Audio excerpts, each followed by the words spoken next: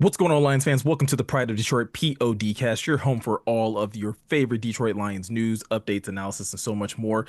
Today we are coming at you guys with an episode fresh of the Lions coming off their bye week. I don't know, are they coming off a bye? Are they technically still on bye? I don't really know how to correctly phrase this, but either way, we're here with a brand new episode with a brand new look if you are actually watching over on Twitch or over on YouTube, which you can do over at twitch.tv/Pride Detroit or youtube.com/Pride Detroit as well, because we do have a nice, sleeker little layout that's a little updated. Uh, I'm your host, Meko. You can find me over at Twitter at the Meko Scott. Joined once again by my amazing two co-hosts who will happily take over so I can stop rambling so much at this intro. First and foremost, we have your senior editor over at Pride of Detroit, Ryan Matthews at Ryan_POD. Ryan, you looking good in your nice little vertical rectangle box. Thank you. I appreciate it. I feel like I'm getting a crash course on blocking right now. Right. Like I need to know exactly where to be to hit my marks. Good thing we have a Mad Men extra to kind of give me some tips and pointers about how to be a good actor. I was gonna say it's still early in the season. That's why I look at it. I get it that the Lions are technically hit their bye. We're still allowed to like make adjustments. Like that's what Dan Campbell's gonna be talking about the Lions doing in the second half, is making adjustments and finding ways of being better. That's the exact same thing we're doing over here at Pride Detroit, right, Jeremy? Yeah, absolutely. Take the bye week to look things over, see where we can get better, and I think at least aesthetically we've done a good job. We'll see if the actual content has improved. That'll be on the YouTube comments for them to decide. I was gonna say between YouTube comments and our live Twitch audience, we'll get a pretty good feel somewhere by the middle of this podcast on whether or not we are in tip-top form or if we're still kind of lagging behind a little bit. But you can also find Jeremy over on Twitter at Detroit Online. If you guys don't already know that, if you've been listening to this podcast for a while, you should kind of already have that memorized at this point. Like that should probably be the easiest Twitter handle to probably remember between his and Ryan's. But guys, like I said at the top, the Lions did have a bye week, so they did not play football yesterday, and they will not play football tonight either.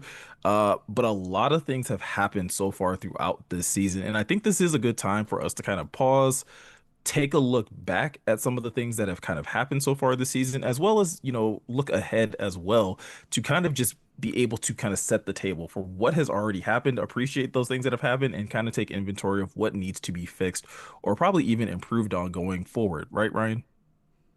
Yeah, so I put together some superlatives to kind of review the first 7 games of the Lions season as they sit at 5-2. We'll talk a little bit about like players, units, the team as a whole, and then second half, I think we're gonna talk about the second half of the season and kind of the outlook of the NFC when it comes to playoffs. Because now when you're a Lions fan, 8 weeks into the season, you can start talking about this kind of stuff. Apparently, still a We new don't have to feeling. talk about the draft. We don't have to talk about the draft or upcoming prospects that could potentially be hitting free agency or any of those types of things. What a time to be alive, Jeremy. It's the greatest. I don't miss that part of our jobs at all. And, apologies to teams like the Jets. Hey, don't apologize to the Jets this week. They won their game. You know what? Enjoy your week, the Jets. And sorry to, I don't know, the Titans. Did they lose? I'm sure they lost. Oh yeah. Listen, what's happening to the Titans so far this season, I don't even think can count as losing. Like it's pretty bad. Yeah, in Tennessee these days. It's not great, but no more punching down. Let's not do this, guys. Let's start with team superlatives and when we're reviewing the first half of the Lions 2020-25 season. So I'm gonna throw it to you first, Jeremy. Okay. What's your most surprising aspect of the Lions season so far? Man, there are a lot of good answers there because there are a lot of things that haven't gone as expected and a lot of things that have too. But in terms of, I'm going to go with most pleasant surprise because I don't want to go negative right off the bat here. And there you go. Yeah, I think the most pleasant surprise is the defense being number 1 in DVOA through 7 games, and kind of to offshoot from that, Kelvin Shepherd being not an Aaron Glenn clone, I think is maybe the most surprising thing at all, like, because that's who he was billed as. Like, that's what he said. He's like, listen, I see the game the same way that Aaron Glenn sees the game. We've been building Kelvin Shepherd up to basically be an Aaron Glenn disciple, and he's been way more than that. And I'm not trying to take down Aaron Glenn or anything like that, but his ability to change from week to week, his ability to adopt maybe some more modern strategies like a quarterback spy, and just disguise the defense in ways, particularly when it comes to their pressure packages, that have been very effective after some early season ineffectiveness, right? I thought some of the linebacker usage early in the season just wasn't working, but by the time you got to week 3 in that Ravens game, they started coming up with new things. They started coming up with things that were effective, that did seem to put his players in the right position to make this defense one of the most feared in the NFL. And I didn't think we'd get there so quick. I didn't think, Kelvin Shepherd would just look so comfortable so right off the bat. And it's got me really excited, especially considering they have some defensive guys that are coming back in the next few weeks that could take this defense to another level. What about you, Miko? What's your most surprising aspect of the Lions season so far? Yeah, Jeremy took, I think, probably the best and probably like the most obvious like surprise, like again, pleasant surprise of this offense or of this team so far this season. I would say for me, like the other big surprise is that they actually made it to the bye, were able to beat 5-2. Like I think looking at what this schedule was when it first dropped in, just looking at, okay, you're gonna have to play Baltimore early on. You were gonna have to play, two division games. You were gonna have to play Kansas City. You were gonna have to play Cincinnati. It was so easy to be like, man, if they can get to the bye and be close to 500, like that would be great. And it's not the fact that they necessarily just got to be 5-2, but it's like how they looked being 5-2. Like I know that Ravens win doesn't look nearly as impressive as it probably as impressive as we thought it would be in the offseason, but that was still a big time win. Like that team still did have Lamar Jackson. It still did have Derrick Henry. Yes, they were missing pieces defensively, but if you would have told me that that offense would have looked that putrid against this Lions defense, and that the Lions offense would be able to still run up the score the way that they were against Baltimore, I think a lot of us would have just been kind of like shocked about that type of revelation at the time. So the fact that the Lions have been able to be and still kind of sit atop the NFC as one of the top teams and get to the bye and be so dominant in that way is one of the things that I look back and I'm like, yeah, that's crazy impressive. Yes, you did drop a game to the Chiefs, but you were able to still beat Cincinnati, which again, not healthy either. But like I think even their losses don't hurt nearly as much as you probably would have thought they would getting to the bye at the way that they did. Yes, especially because one of the losses is to the Chiefs, AFC team. You don't feel terrible about that. And the other loss is the one that, a lot of people circled as the moment that the Lions window had closed and the season was over and the coordinator brain drain was real. I think both of your answers combined is my answer. The defense looking as good as it did despite not having DJ Reed for the past 3 games, despite not having Terry and Arnold, despite Brian Branch getting suspended, despite Kirby Joseph missing time and being injured, pretty severely with that knee injury that's hampered him. All of those injuries happen, and the Lions are still 5-2. And I think you can point to their defense being the better of the two units on this football team. That's by far and away the most surprising aspect of this season so far. So it's a little bit of column A and a little bit of column B for me. Let's go to the next topic, which is the most impressive win of the season so far. What's your most impressive win of the season so far? We'll go to Miko first on this one. You're muted. You're muted. I'm sorry. I'm still gonna say that it's the Ravens win. I know that the Ravens, again, only being what 2-5 at this point in the season, beating the Bears this past weekend, doesn't look impressive. But like that was a big time win against a Lamar Jackson that does not lose to the NFC. Like, regardless of what that defense was going through, you were going up against arguably one of the top 2 or 3 most talented players in the NFL on that in that game, and you made Lamar Jackson look human. You made Derrick Henry not a factor in that game. And then when your offense was able to be on the field, they took advantage of all of the good things that this defense was doing. And again, we talk about getting to 5-2. Like you needed a win like that. You couldn't afford to be able to drop a game like that to Baltimore and still be able to, sit amongst the top teams in the NFL and be taken serious as a true contender without beating a Lamar Jackson. Now, if that wasn't the case, if it was like some of the teams that have beaten the Ravens recently where you haven't had to deal with number 8, then I could understand maybe it not being as important or as big of a win, but he was still out there and he was still very much a threat. A lot of their offensive weapons were still very much available. I think the only one that was missing offensive was Isaiah Likely at the time. So like that was huge in my opinion, Jeremy. Like that one still sits atop the list for me as most impressive for the season. Yeah, I'm glad you talked about who the Ravens were then, because who they are now is not who they were then. Remember, they started the season 1-1, and that one loss was a 41-40 thriller against the Bills in the opening week. The next week they put it on the Browns, 41-17. So they scored 40 points, then they scored 41 points, and then the Lions defense sacks Lamar Jackson 7-8 times or whatever it was that the next week. They were a really strong offensive football team through those first 2 weeks of the season. Some defensive struggles, and they were missing some defensive starters in that game that probably helped the Lions score as many points as they did. But that was just such a strong defensive effort against a really good Ravens offense that, like, you have to ignore what's happened since then. You know, they scored 20, 10, 3, and then 30 this past week. That's a different football team. That's on the Bears. On the Bears. On the Bears. That doesn't... who cares? And so I think that's a really good answer, even though some people will be like, oh, what are you talking about? The 2-5 Ravens. They were a much better team then. But I still have to go with the Buccaneers game because that was such an unbelievable, unpredictable performance. Not that they won the game. They were 5.5 point favorites. But the fact that they were able to just completely shut down Baker Mayfield with a completely depleted secondary, and again, a really good defensive game plan that kept Baker Mayfield in check, didn't scramble a single time in that football game after he was averaging like 30, 40 yards rushing a game. That was so impressive to me that I don't know.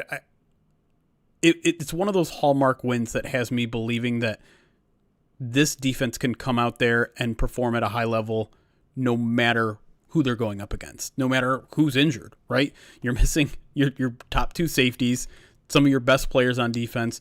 Your corners maybe aren't playing that well, but the guys that you're playing are guys that don't play very often, if at all. And so I'm so dang impressed with that team's ability to go out there against the hottest team in the NFC and kind of dominate them. So I just... I have to go with that one. Yeah, I think you guys bring up great points, both of you. I'm going to say that their most impressive win of the season so far is against the Bears, just because, I guess I've earned a reputation on Twitter with one tweet saying, Ben Johnson loses and Aaron Glenn wins. What a great bye week this was. So if there's any Bear fans out there listening or this gets shared or whatever, like, I just appreciate that Lions win, and I think it was the most impressive, the way that they just ran the ball up and down the field and threw touchdown passes on 4th down, so they didn't need to go for to really kind of twist the knife that it was already in. So I'll say that's the most impressive win, just to get that stuff off. It was the most complete win, right? Aaron Morgan cannon kind of come through in that statement. It does feel like it was their most complete win, though, right? Like their offense was cooking the entire game. Their defense was good enough. Yeah. Like they gave up 21, but by the time the Bears scored their third touchdown, it was 45-14. Like it was over. Yeah, it's the Chris Paul hits a 3-pointer to put them down 42 or whatever. Right. Like, okay, congratulations. Let's my last one for team superlatives is going to be, and there's only 2 to choose from, but I think you could make a good argument. I don't know if you guys are going to feel the same or not, but like the toughest loss to swallow so far this season, like that Packers loss. Ugly in its own right. The Chiefs loss, ugly in its own right. We'll go to Jeremy first. What do you think the toughest loss so far this season is? It's hard because I feel like I can mentally move on from both and kind of push them aside and be like, well, it was week 1. Well, it's Patrick Mahomes, whatever. But no, losing to a division rival is never easy, specifically in the first week of the season, specifically now that the Packers are still number 1 in the NFC North, number 1 in the NFC. I just hate that the Lions dropped a deuce in week 1 because it gave Packers fans a bunch of confidence. And it just wasn't who the Lions are or should be. and it's a big game. It I would say, could have tie-breaking implications, but it probably won't because the Packers tied the Cowboys. So I just hate that it happened, even though I can be like, well, it was just this weird game where the offensive line wasn't communicating with each other and the defense wasn't at its best. And I know it doesn't stick with me in the way where I'm like, that's a sign of maybe this team isn't as good as we are. It's more of a, dang it, I just wish we would have given them a better shot. Yeah, I can agree with you on that one. Like, for me, it is the Packers game because that's the one where it it sticks with me only in the sense of this is what this team could be like if the offensive line isn't like on the same page on any given week. And I think we've even saw that a little bit, even in the Chiefs loss, right? Like that young interior of that offensive line, when you look at Mahogany and Ratledge having to deal with a Chris Jones, like it did kind of rear its ugly head again, and having to go up against another like really strong-minded and quality defensive coordinator, in what the Chiefs have over there, like that kind of again reared its ugly head as well. But like the Chiefs loss doesn't even register like in the slightest bit to me. And I don't know why. Like I know it happened, but yet it just doesn't feel nearly as significant. And maybe it is because it's a division loss and it does put you, one game back of the Packers, and we have to sit there and look at that every week when they like decide to show the NFC North rankings, and you're just like, I still think the Lions are a better team, right? Like even through the fact that they have one less loss than the or one more loss than the Packers do, I'm still looking at the Lions like that's the better team. And if they had played better in week one, we would be sitting here being able to say that more definitively. Um, and yeah, it's just the fact like that, and looking at this offensive line and seeing some of the times that they have struggled, it is the thing that kind of just sticks with me where it's like I think other teams may be able to have that type of success if they can find ways of exploiting that interior of the offensive line. But it is the toughest one for me to swallow, Brian. I hear you guys, but that Kansas City Chiefs game ended the way it did. And when it ended the way it did, and it was the branch suspension, and it was Patrick Mahomes trying to pretend like he doesn't play games outside of the whistles, and it was the call from New York that wasn't, and it was the sudden anointing of the Kansas City Chiefs as the best team in football that's officially back now that they knocked off the Lions. The only thing that tethered me to sanity that week was the idea that, oh, so I guess, the Lions are the Dons now. Like they make other teams, right? So that's the only perspective that kept my head on straight during that loss. But I hear your arguments, totally makes sense, rational, thought out, has to do with conference, a division opponent.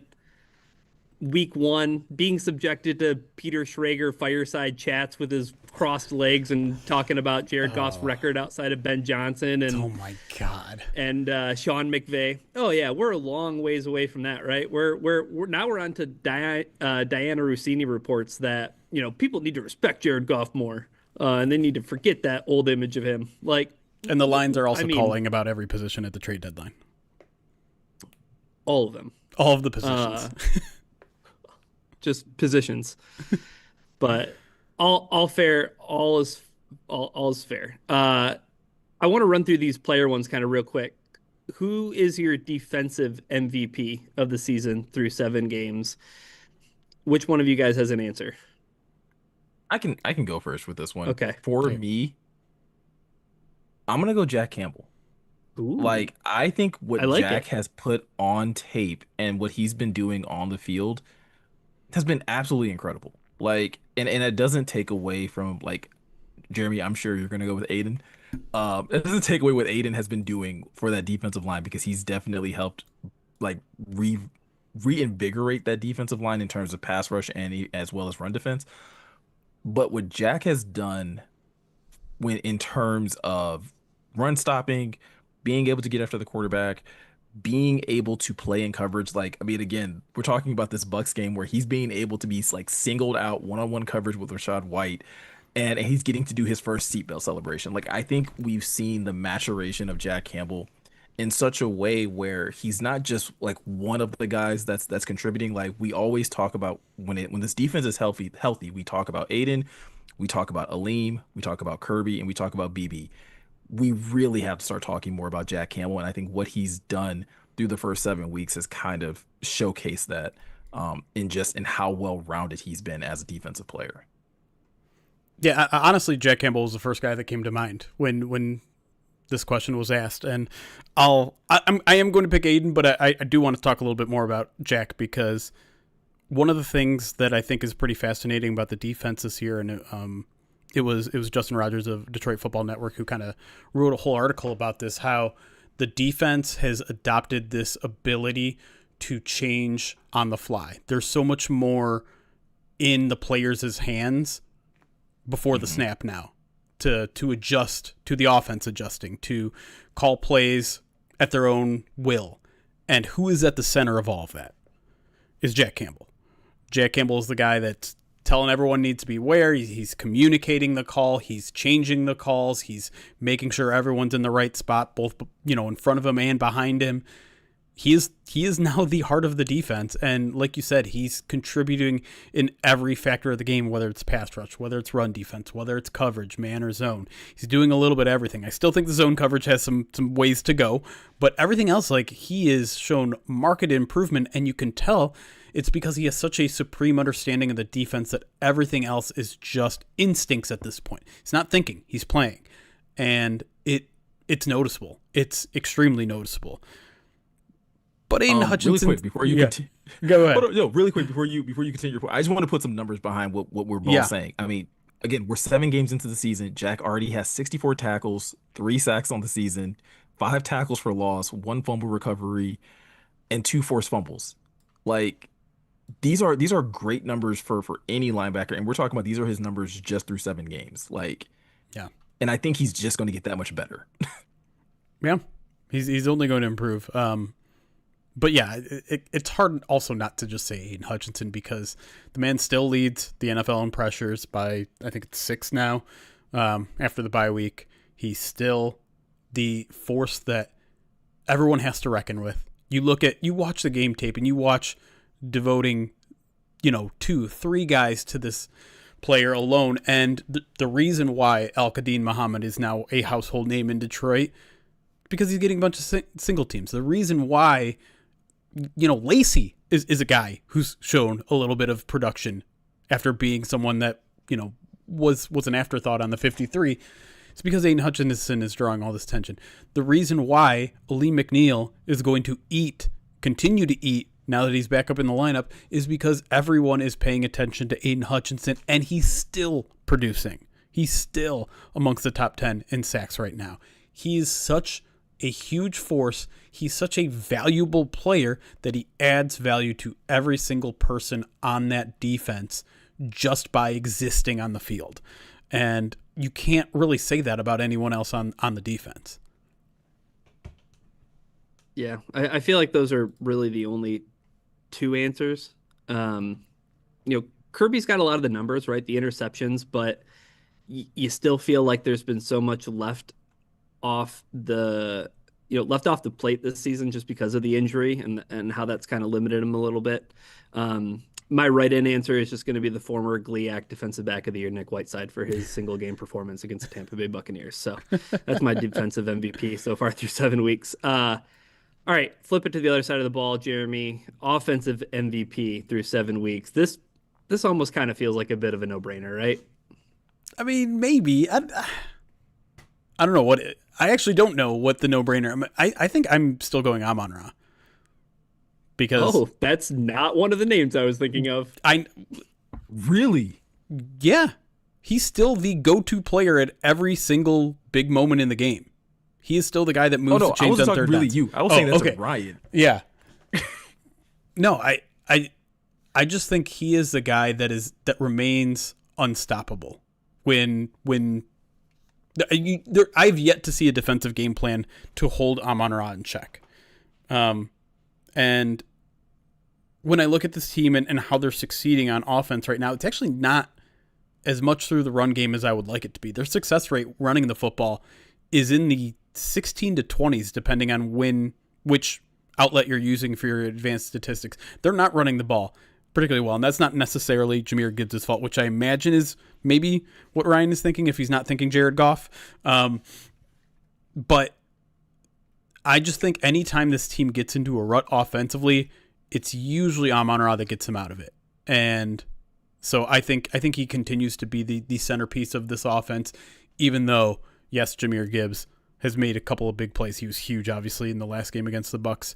And even though Jared Goff is the one that's still like getting them into the right play call and feeding the ball to Amon-Ra, I mean, Jared Goff very much deserves to be in this conversation as well. But until I see someone take Amon-Ra away in a game consistently, he's still going to be my choice. Yeah, and you can double that for me as well. I think he's been the constant for this offense. Like, I think a lot of other things you can be like, oh, they've had good games here or there, or they've been up and down. I mean, I think, Panay is probably in that conversation as well as just like a constant force where it's just like, it's kind of like the same thing with Aiden, where like, it doesn't matter what people kind of throw at Panay. Panay still finds a way of just kind of being that dominant force on the right side of that offensive line. But Amon-Ra St. Brown, outside of that Chiefs game, has been unstoppable. Has like it doesn't matter what teams have tried to do with this offense, like he's been the one constant. And that for me is really impressive. I mean, again, it's going to be a no-brainer that he's going to get over 1,000 yards. But again, at this point in the season, 50 receptions, 538 yards, 7 touchdowns, 31 first downs. Like he's just been, I think I said it a couple weeks ago, like he's firmly in the top 3 wide receiver conversation for me. Like it's Chase, Jefferson, like however you want to like shuffle them.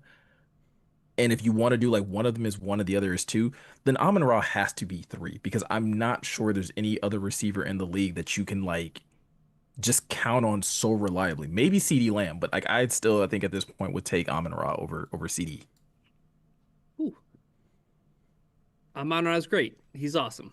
I think it's Jahmyr Gibbs. I really do. Like, I think the explosive plays that you get from Jahmyr Gibbs sets him apart from Amon-Ra. Like, Amon-Ra is the model of consistency. I agree with everything you guys are saying.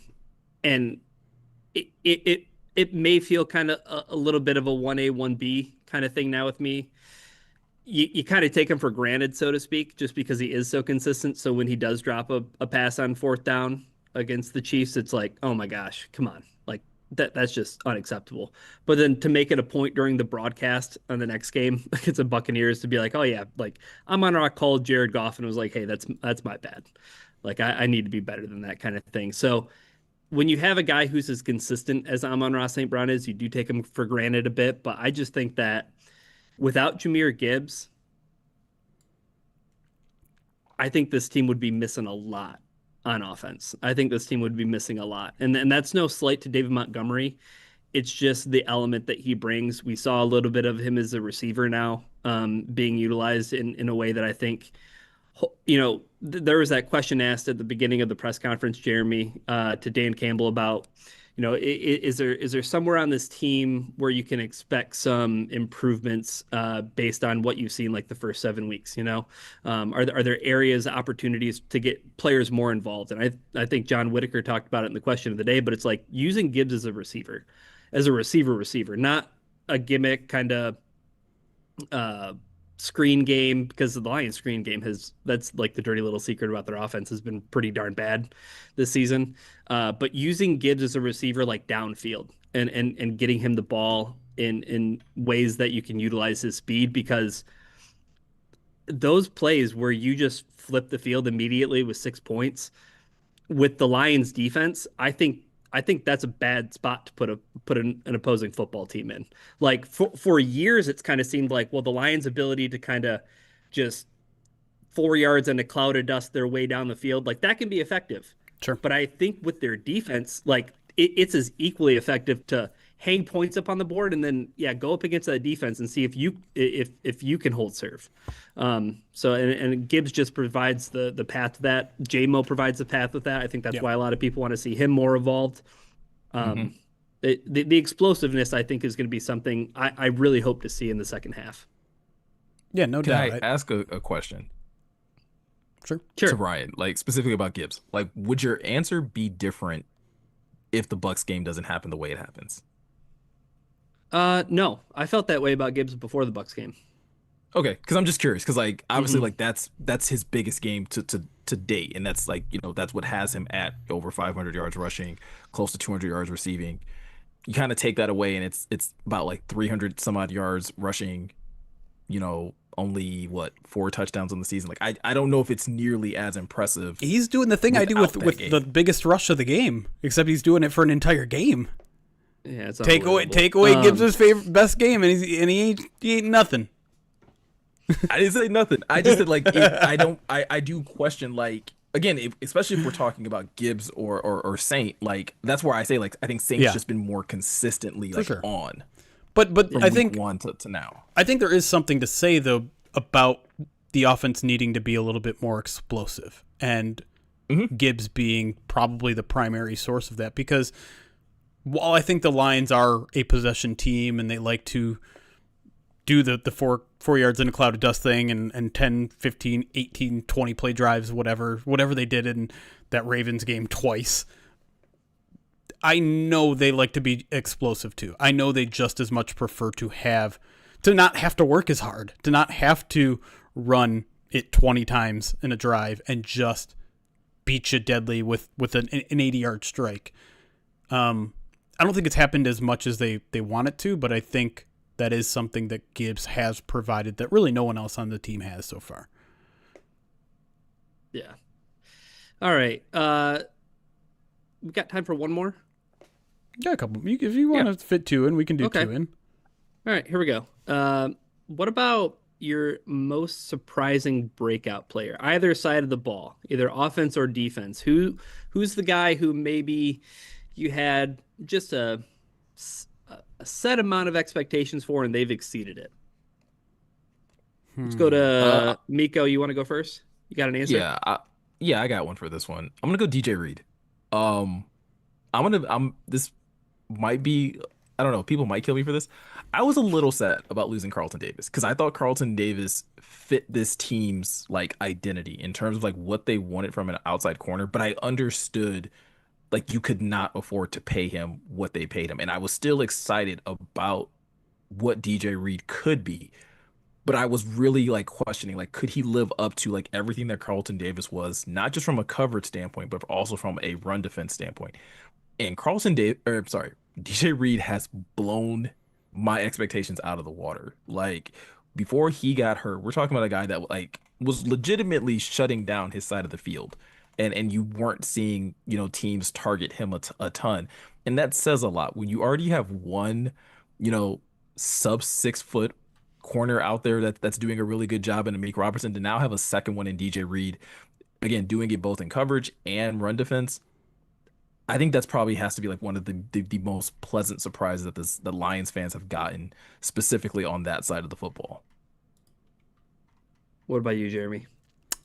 I was tempted to go with the other DJ in DJ Reader because I just don't think he's getting enough credit for how much better he's been this year, both in terms of run defense and like a little juice in the pass rush. I see a lot of people in the chat saying Al-Qadim Muhammad, and I think that's a really good answer as well because what's he at, like 4 sacks now? 4.5, whatever. And I think what's impressive about him too is that he's been playing mostly interior in the back half of this kind of first half of the season, where they like Tyler Lacey more as an edge setter, and so they play Al-Qadim kind of in that 3-tech role, which now that Aleem's back, like now you're back on the edge. So he's not only like doing well as a pass rusher, but he's also showing off his versatility. But I think I want to say Derek Barnes because in particular, he has come up huge in the Baltimore and the Bucs game, where his ability to be that versatile piece that can be a pass rusher, that can be an edge setter, that can be a run defender, that can be a guy that drop into coverage, really allows this team to unlock so much in terms of their ability to disguise their intentions. And I think what he does, particularly in the QB spy game, not in that he's the only one that's QB spying, because Al-Qadim Muhammad QB spied against the Bucs in a way that it's just you don't know what Derek Barnes is going to do.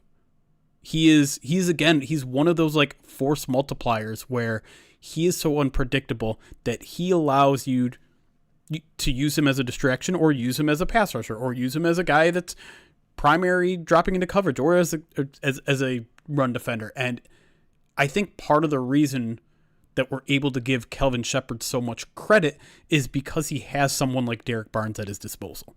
And that's something that we only got, 3 games of last year in that Sam linebacker role. I think in a small way, he's a key to everything that they do with that front seven. Yeah, he's such a chess piece, and I think that was something that was missing all last season from Detroit's defense, right? Like losing him so early on, he was irreplaceable, and Trevor Nowaski, who's a part of the, team this year, he was even spying in the Baltimore Ravens game, right? Like he had a great game that night. Yeah. But like it was just a position that nobody could fill the way that Derek Barnes can, because in my opinion, it's kind of interesting, and a huge bummer that the 49ers lost Fred Warner, but like he's almost the Lions like Fred Warner light in the way that he can play 3 levels of the defense essentially. Like he can put his hand in the dirt and have him be a pass rusher, have him play run defense. He's one of the Lions' best run defenders. Have him drop back into coverage. He has some of those athletic chops. So like the way that Fred Warner kind of makes everything work so incredible in San Francisco for those few years, it's something I think you can say about Derek Barnes to some level and some degree. My player, I just want to give him some love. Roy Lopez. I think Roy Lopez is fantastic. Like I think the expectations for Roy were like, oh, that guy is going to come in. He's going to be eventually, once Aleem is back, you have Tyleik Williams, you have DJ Reader, you have Elite. Like he's down the totem pole. Even if Levi was healthy coming into the season, right, which was the expectation, it's like, where does Roy Lopez really fit in? Well, Roy Lopez fits in a variety of ways, like even more than just the stuff that he's done in run defense, which has been great. They've been using him as a pass rusher on third downs. Like they use him in fun ways that like that guy matters. And when you go deep into the season, come playoff time, having a Roy Lopez like spelling and rotating, it helps everybody, Jeremy. Yeah. It helps everybody, Meko. Like when you have a guy like that, you don't force Tyleik Williams into spots that you don't want to put the rookie into, right? Right. When you have DJ Reader, you have those veterans. Now you get a Lee McNeil back. Like I think there's only more room for Roy Lopez to make himself like some bank in this final half of the season. It's interesting with No. so much defensive tackles on the roster right now. He's probably down to like a dozen plays a game type of thing. But in a way, I feel like that's best for him. I feel like that's going to keep him fresh. It's going to give DJ Reader, who, he played a ridiculous amount of snaps in the first 7 games, way more than I think anyone predicted he would, or probably that the Lions wanted him to. But again, this team wants to be playing its best football in January. And so giving these guys, like, it's almost like a defensive tackle by committee. Having that happen all the way through December is the best way to keep those guys healthy and fully themselves and playing their best football in January and hopefully in February as well. From week 6 to week 7, Meko, you had Roy Lopez play 23 snaps against the Chiefs. He played 11 against the Buccaneers. But I think that also spoke to the fact that the Buccaneers ran the ball like 11 times in that game. I was going to say, I think that's the thing that's going to be interesting to see, like how this defensive line is used, because like now that Aleem is back and we're talking about relative, like probably within a few weeks or so, we could be getting Marcus Davenport back. Josh Pascal is probably coming back at some point in time. Like the rotation of that defensive line and finding out where Roy Lopez fits is still just, again, is going to be a plus multiplier when you talk about specifically DJ Reader and you talk about Tyleik Williams, because you're going to be able to keep that middle of your defensive line as fresh as possible. And that's if teams can be able to sustain like long drives against this defense in the first place. Yeah. I got one last one that will sneak in here before the break. In true wet blanket fashion, let me do my best Jeremy impression. Your biggest disappointment or underperformer relative to expectations. This is It an can, you know individual what? or It a doesn't group? it doesn't have to be a player. It could be a unit if you don't feel like singling one person out. Yeah. You can call out a whole group of people. For me, it's still just the running game is not up to par for me. It's just I know part of the reason I think Because why though? well, that's a really good question, and I don't think there's one thing because the easy thing to be able to well, it's the interior offensive line, three new guys and three new starts, but those guys are actually grading out pretty well as run blockers. Like I don't think run blocking is tightly equal, is sorry is Tate Ratlich's problem. I don't think Christian Mahogany is struggling as a run blocker. Graham's PFF grade is not particularly good, but I think he's doing a fine job. I think it just feels like it's one person there, one person there, where, I don't think the tight ends are blocking particularly well. Some, on a rare occasion, it's a wide receiver blowing it. Sometimes it is the interior offensive line. But again, these success rates running the football are really bad, like below average for a unit that I think we all think is a top 10 rushing attack. It is a top 10 rushing attack if you look at DVOA, if you look at EPA. But I think some of that is being offset by like explosive plays. The Jahmyr Gibbs' plays of the world. I mean, Dave Montgomery has a 70-plus yard run. That helps boost those numbers. But on a down-to-down efficiency, there's way too many runs that are being stuffed. I think they're bottom half of the league when it comes to stuffed run percentage, so runs that are getting stopped for no yards or less. And so that needs to improve. That's part of the bread and butter of who this team is. It's part of the reason why I think some of their third down numbers are as far down as they are, because they are getting into third and manageables. They are getting into third and shorts, but they're not converting because that run game just isn't providing what they need in the critical moments of the game. And so I understand like part of this is just I have very high standards for this unit because I know they're very talented, because for the past 2 years they've been a top 5 unit, but it just hasn't quite been as good as I want it to be. And the other piece of the puzzle of that is they've also faced some really good run defenses. They faced the Browns, they faced the Bucks, they faced the Chiefs are surprisingly good against the run. The Packers are surprisingly good against the run. So they've had some tough tests, but this has never been an offense that is, hunkered down to tough tests. And even like their games against the Bears and the Bengals were a little disappointing considering how bad those teams are against the run. So I don't know. That's kind of my little soapbox. Like, hey, run game, you got to be better than we've seen so far. Meko, are you surprised that he didn't say Jake Bates? I was surprised that he didn't take the low hanging fruit, which would have been on the defensive side. Which again, knowing Jeremy, like he's not going to single out a single player, which I'm not going to do that either. I'm actually going to get in the same soapbox that Jeremy was just on and talk about the offense, because while you're talking about the lack of efficiency in the run game, I'm going to talk about the lack of like versatility in just the offensive attack in general. Like in me saying that Amon-Ra St. Brown is like the MVP for the offense so far this year, that's a good thing, and it's also like a bad thing because I feel like through 7 weeks it's been the Jared Goff and Amon-Ra St. Brown show with like a featured player on any given week. Like I think it was what the Bears game, David Montgomery got to be a featured piece. In the Bucks game, Jahmyr Gibbs got to be a featured piece. But like as multifaceted as this offense is, and as many skill players that they have that are top tier game changers for you, it has been really disappointing to not see more of them get utilized in a more diverse way. And maybe it is something to do with just again the offensive line, how they're playing, but at the same time, it just feels like there's just a little too much comfort. I guess in a weird way, and that sounds nitpicky to say, but like maybe there is a little too much comfort between Jared Goff and Amon-Ra St. Brown, where Jameson Williams isn't being able to be utilized in the game in more diverse ways, which is something that we were promised in the offseason. Ryan, you brought up Jahmyr Gibbs being utilized more in the passing game. When are we going to see more of that situation? When are we going to see more of these two backs in the backfield and, explosive plays coming out of that?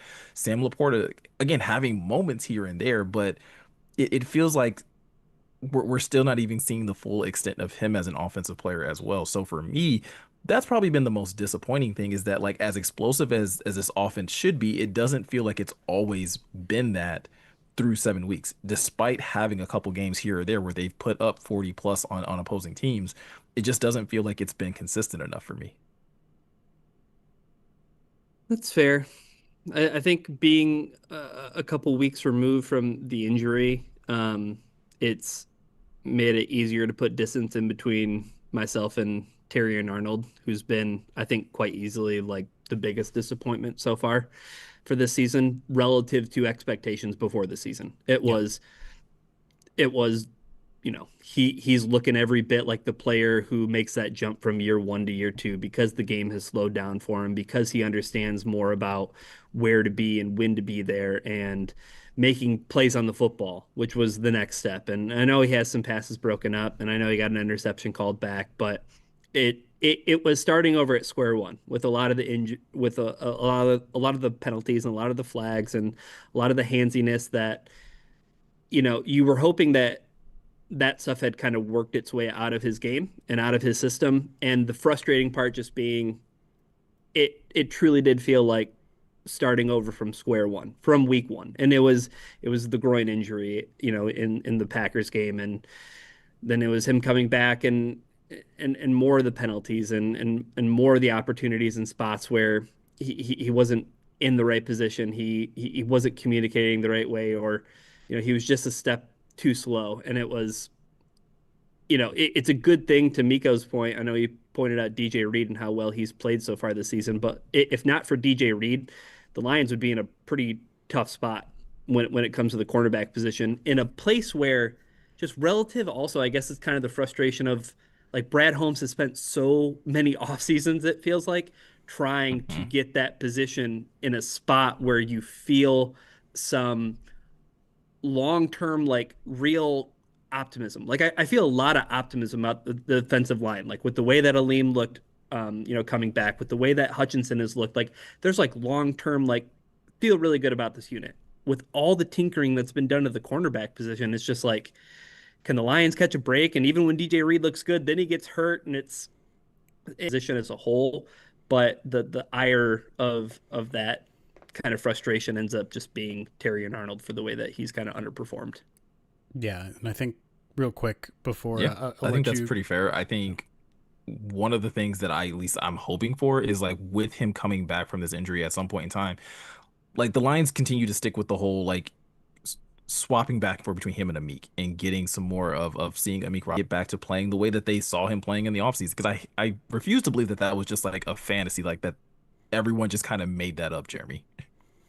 No, we didn't. It was actually happening, and I think what makes like the Terrion stuff look even worse is that when Amik comes in off the bench, when Rock Ya-Sin comes off the bench, when Nick Whiteside comes off the bench, and suddenly like they're producing, they're getting pass breakups, they're shutting down Baker Mayfield. It looks worse for Terrion Arnold, which I don't think is completely fair necessarily, but it is the reality of the situation. We haven't seen Terrion have that kind of a game, and so I'm very eager to get him out there and see him kind of change the narrative on himself and hopefully get past through what seems to be some mental struggles he was going through. Obviously, some physical struggles now too, but still young in his career, and I'm hopeful that he turns it around and shows that what we saw in the spring wasn't just camp magic.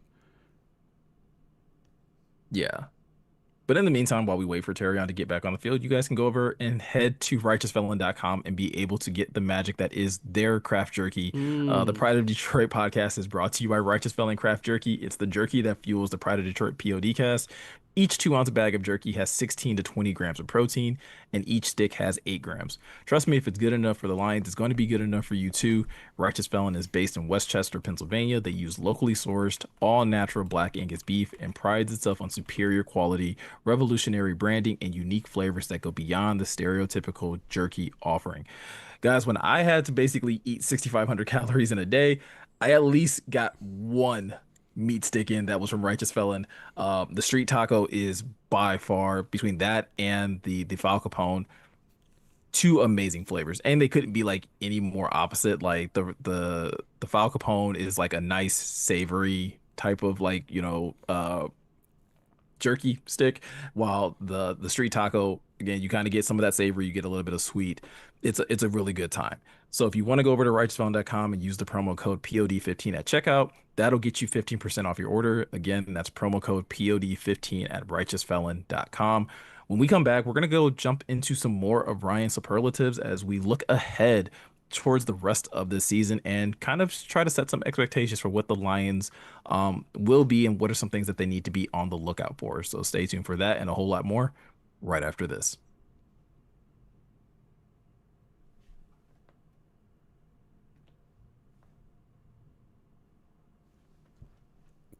Another new scene.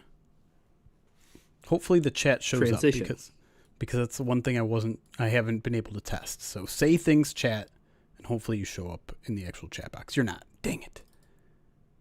Wait, you should be. Maybe.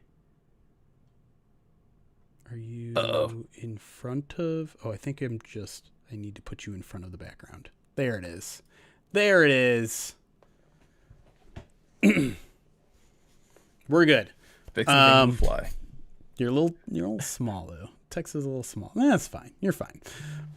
Sorry about some of the technical issues that first segment. Twice I got the your internet is unstable warning, so I'm sure you guys noticed. Yeah, a couple times. it lags on the Zoom call, but on Twitch it doesn't show any lag. So like there was a moment in that very last question where like Meko, like you started talking, but we couldn't hear you at all in Zoom. That's and weird. like your face, because like Meko just starts talking because we were both sitting there waiting for you to say something, and then he starts talking, and you're like, can you guys hear me? Like what the? Yeah. Well, I also got the right then is when I got the internet is unstable. I'm very much looking forward to moving and sticking my computer directly into the internet instead of Wi-Fi. Yeah. But I also feel like the only time I have this problem is when I'm doing Zoom. Like I feel like it never happens during the Madden Sims. I don't know. I feel like Zoom's being a jerk. I don't know. Yeah, I was gonna say maybe it's just because it's multiple people on. Maybe. I don't know. Well, sorry about that. Hopefully the audio comes out okay for you, Meko. I don't know what that looks like on your end when the download is made. I guess if you didn't hear me at all, then maybe my audio didn't come through at all. Yeah, it'll probably just be like some like extra like gaps in there, but I can clean that up in post, so it's no big deal. All right, cool. All right. Let me get to some alerts. We'll talk about things. Maybe do a Movember thing, or you might want to wait till the end to do that. No, I want to do this now so bad. Okay. I eat half now and half later. I don't think you want to do that. All right. Hold on. Look, I just want to make good. Okay, I just want to make good. It's accountability week technically still, because my accountability week didn't start until Thursday of last week. Yeah, it's still the bye week. They haven't practiced yet. Yeah, and it's also like my week started on Thursday, so I have until this Thursday. When I got here and I was on the call with Jeremy, I accidentally opened up the bag a little bit, and Jeremy and I were talking for a couple minutes, and then I'm like smelling myself because I'm like, why does it smell like someone pooped like in this chair? These beans smell so bad. They're so gross. If you're not familiar with I don't know if you're even gonna be able to really see that. If you think the text in the text box is small, all the flavors that we have, they're not good. So right. here's my cup of whole milk. People can't see it. You gotta sit in the center. Oh shoot. It's hard. Is it that this nope, way? Nope. Nope, we're gonna do this right now. Back to the other way. Right there. There you go. Milk. So I don't have a bowl, but I have a solo cup. As a background, I don't actually remember. This wasn't one of the why did you have to do this? Just because you refused to eat beans a bunch of times? No. There was hey, we're going to log off Twitch unless we get this much in donations. And if we do get that much in donations, I think we were eating beans at that point, and I was like, I'll eat a whole cereal bowl full of them. Well, it's someone came through. But yeah. Someone came through. So what, can you read off some of the flavors too, in case people don't know what Bean Boozled is? It smells I can't like I cannot stress like I wish that there was scratch and sniff capabilities right now Nope. because it's awful. Uh, so for example, the new flavors that are in the seventh edition, uh, and Jeremy said he's had these before, but there's a licorice flavor which is supposed to be good, but it's black licorice, so that should just be filed under bad as well. But the bad flavor version of that is burnt rubber. And there's a It's gross. banana flavored one. The bad flavor is wet dog. The good flavor tutti frutti. The bad flavor stinky socks. There's a peach, and then if it's not peach, it's barf. Yeah. There's Rough. a cappuccino jelly bean, That's and not the that bad. bad version of that is liver and onions. Yes, the liver and onion ones is putrid. I There's think a I strawberry banana smoothie and a dead fish. Like yeah. that's what it smells like. I'm Right. serious. So the idea, if you don't know what Bean Boozled are, is those two flavors, the good and the bad one, they look identical. So you don't know which one you're getting when you pull one out and eat it. But I think Like, I for agree. instance, I agree with everybody that this has to be a full screen Ryan, which is what we're gonna do. Yeah. oh great, that's so cool. Yeah. Yeah. Should I eat them like Ezekiel Elliott too? Absolutely. I mean, I think that's the only way you're gonna power through it. So for instance, these both could be the same flavor, but if they aren't, one of them is wet dog and the other one's top banana. So Oh, you're just gonna go for it right away here. I'm one for one. That's banana, baby. There you go. That's not bad. That's tasty. You're full screen now. We got to get the full Ryan experience. And for some reason, you're actually here too. Oh, that one didn't go as well. That one was so clearly wet dog. All right. What does wet dog even taste like? Yeah, I don't know. That's It's like kind Like of I know this, I know the smell, but like it's taste? musty. It's musty. I don't like that. Bon appetit. So you got two bags worth. oh, you have two.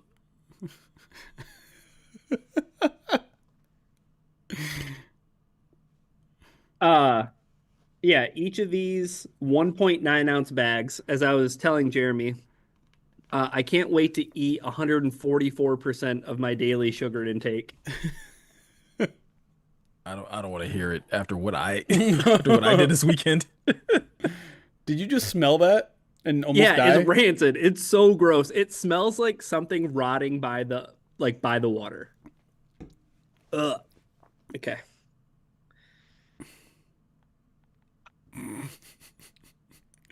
All right, you're gonna have to show us what it looks like in there as well. Do they all sink to the bottom? I guess they all probably do, huh? Unlike it, they do not float. Oh no. Mix So that I'm around. gonna with have a to be spoon. digging to the bottom. Oh my god. You should have just got a boba straw and just like End up choking. End up choking on a wet dog jelly bean. Oh, now I'm starting to understand what it looks like for me every year when I'm eating something gross and I'm uncomfortable. This is just so such a waste of this is disgusting. It's you so don't know gross. that could be an amazing flavor bomb that you're about to have.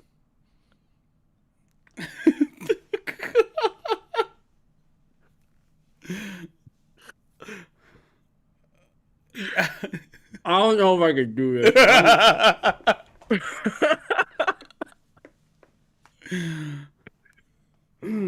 Oh man. Dude, it's really gross. It's really gross. if you need a trash can by you, go get one.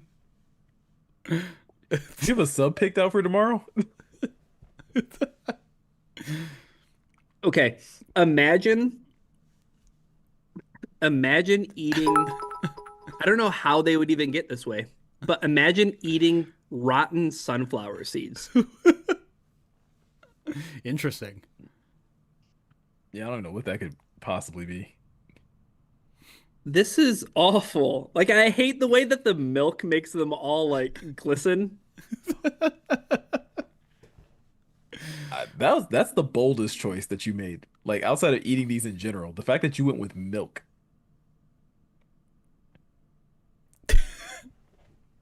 This one isn't bad. I think I have a lot of good ones in this one. Okay. Okay. Are you No, gonna I'm getting swallow some of this the one? bad now. I'm getting some of the bad now.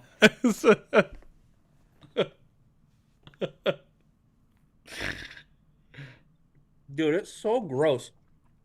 Did you? You didn't swallow the first one, did you? I couldn't. You want to see it? No, I don't. Nope. Are you swallowing this one? Yeah. There's more good than Champ. bad. Champ.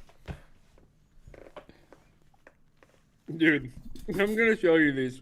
Oh God. Nope. God.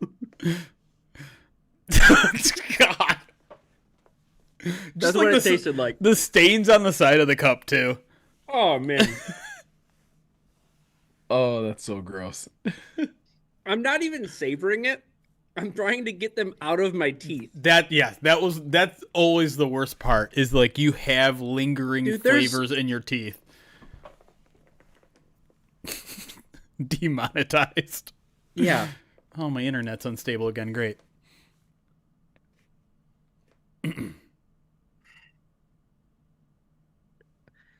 There's a lot of spoonfuls of these, guys. Like, I don't, Yeah. like, this is going to take too long. I can't believe you went 2 bags. Was that a double? I was saying, Jeremy, you might as well start reading through alerts. Yeah, read Because through Oh, All right. While Ryan chokes through that, I'll read through some alerts here. Michael T. Dunn, they give the 46 months subscribe to us, says our best ball is ahead of us. That's what Dan said. Liam, 16 months, says I don't like change. Sorry, buddy. We think it looks pretty darn good. Sundog, 34 months, subscribe to the channel. Says $170 deep supporting the greatest podcasters on earth, and I'm rewarded with this glorious vertical format. LFG. Hey, appreciate it. And thanks for the support, man. That's a lot of months. That's a lot of money. Appreciate it. Couldn't make it.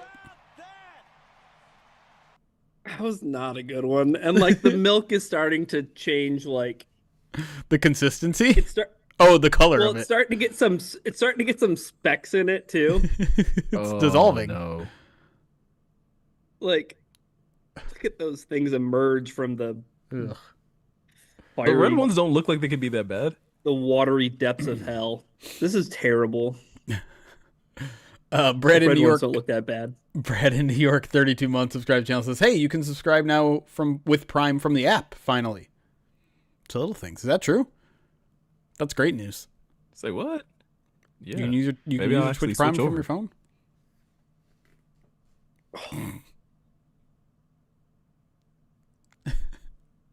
When I dunk it in the milk, I can see like the color and all the dye and all the nasty stuff just like disintegrating into the milk. These should not be FDA approved. These are gross. All of the food dye that I think that there's, you're like- getting that's going to cause all sorts of maladies according to certain people.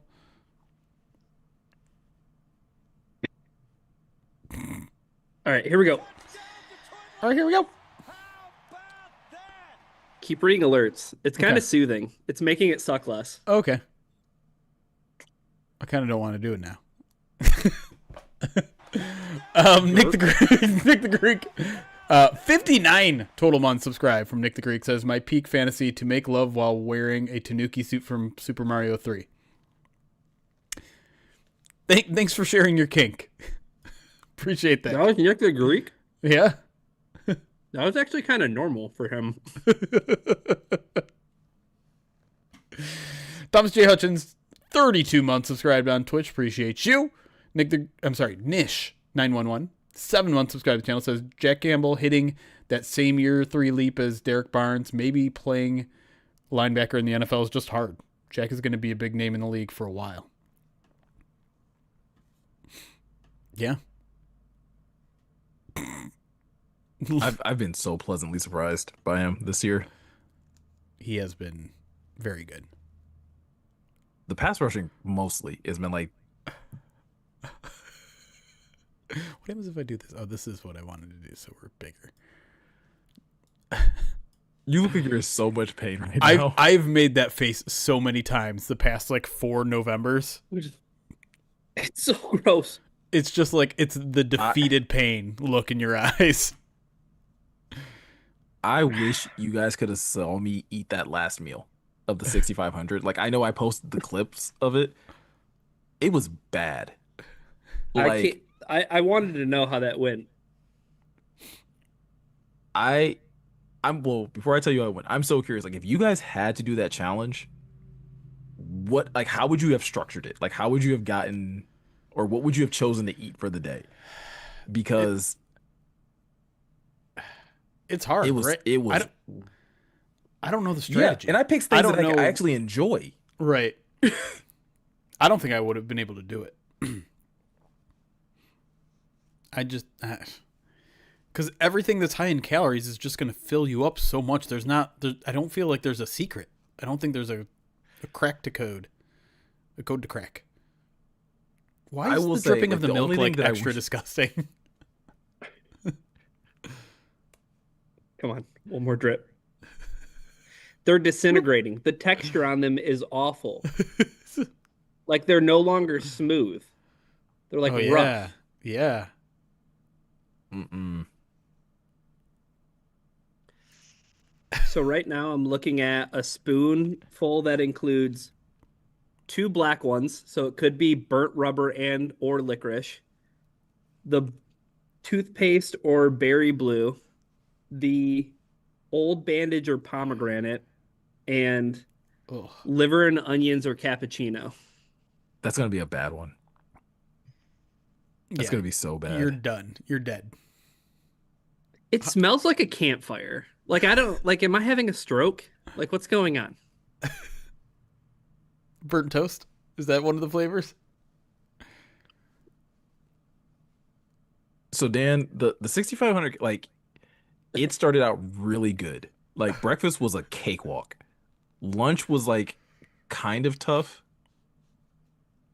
just because like I don't normally eat like 3 patties on a burger. Yeah, so you went to Burger Dinner King was a and nightmare. you got what'd you get at Burger King? No, I went to Culver's. Oh, Culver's, that's right. That's right. Yeah. So I went to Culver's. I got the Culver's Bacon Deluxe, but I got 3 patties on it. And then I got like a medium order of onion rings. And like, I love Culver's. It's really good. But it was just like so much food Yeah. at like one time. Yeah. And I knew I was in trouble when like, so the time that I ate lunch between the time I ate and the time I ate dinner was probably like 4 hours. That's The fact not that I enough. wasn't hungry, 4 hours is like the not fact that I enough. was not hungry, I was like, yo, like I think this is gonna be a problem. But the reason they caught me, like I've been getting hungry like super quick lately. Like Yeah. usually like within like 2 hours after eating something, like I'll be hungry again. I had zero appetite, but I'm like, I gotta feed the kids, and if the kids are gonna eat, then I have to eat. Ugh. I wonder if the play is And just like slowly eating all day instead of like meal, meal, meal. maybe I honestly think if I had done more stuff between two or like it was like three, between 3 and 7, I could have like made room. But the fact that like all I did was like take my oldest to a birthday party and just sit around, like that, I was not burning a single thing. Sorry, I'm really laughing at HSW saying bro is ascending. It's so bad. Everything about it's terrible. Like, can we cut a deal? Can I like not eat the rest of these beets? I'll drink the milk, which guys, it might be worse. How Look do we at what it's doing. oh no. That does not. I think you did have to drink the milk.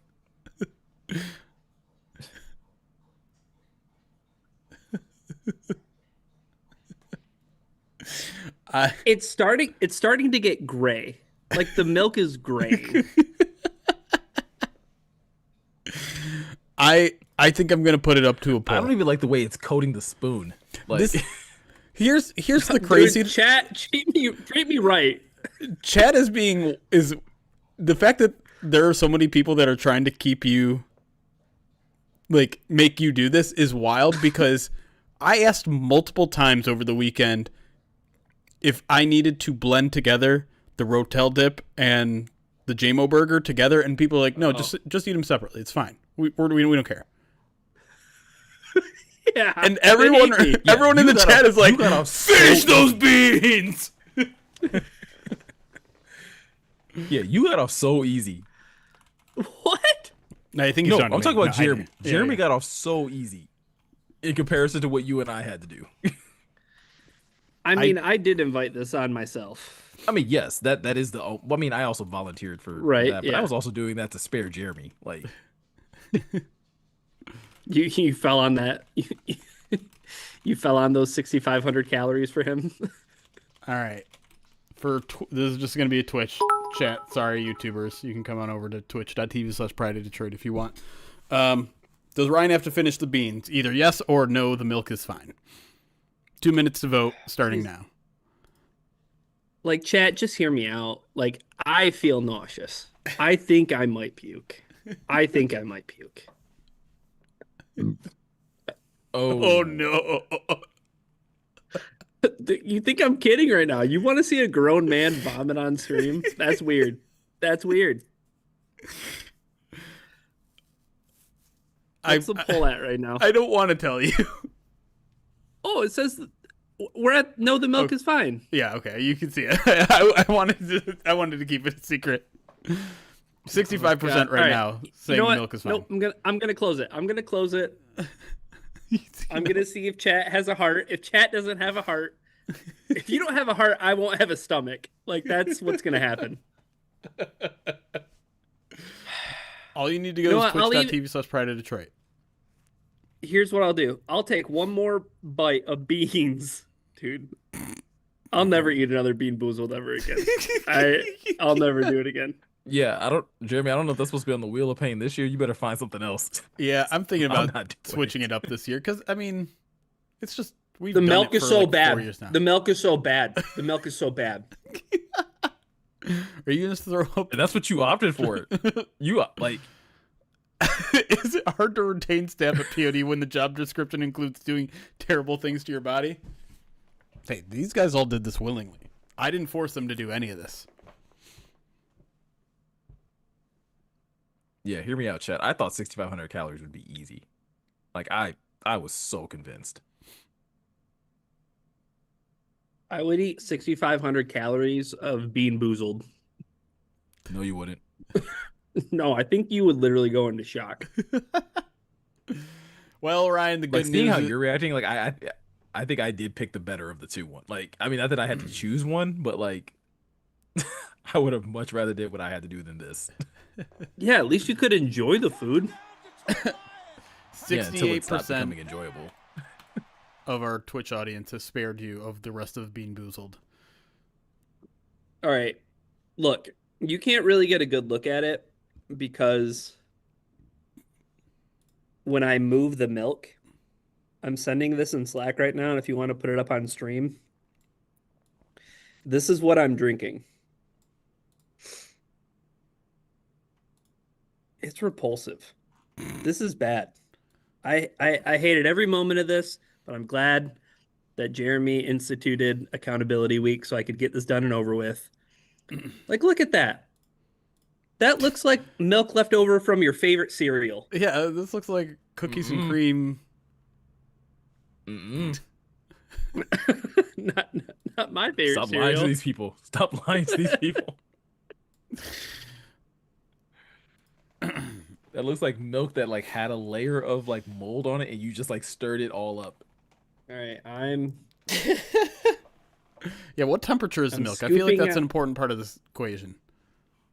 Oh, well... That's kind of ominous.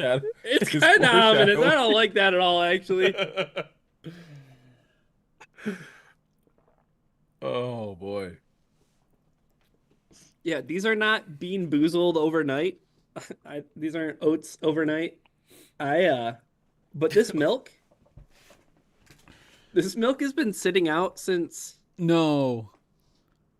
No. Well, yeah, we got on the call at 5:14, so I left my house at about 5. So this milk is about 2 hours warm now. No. Yeah. Yeah, I think your stomach's gonna be in worse shape than mine was. Oh, dude. Just Okay. Oh, cup that has all the remnants and leftovers. I will not show you, but it looks like a clown threw up in that cup.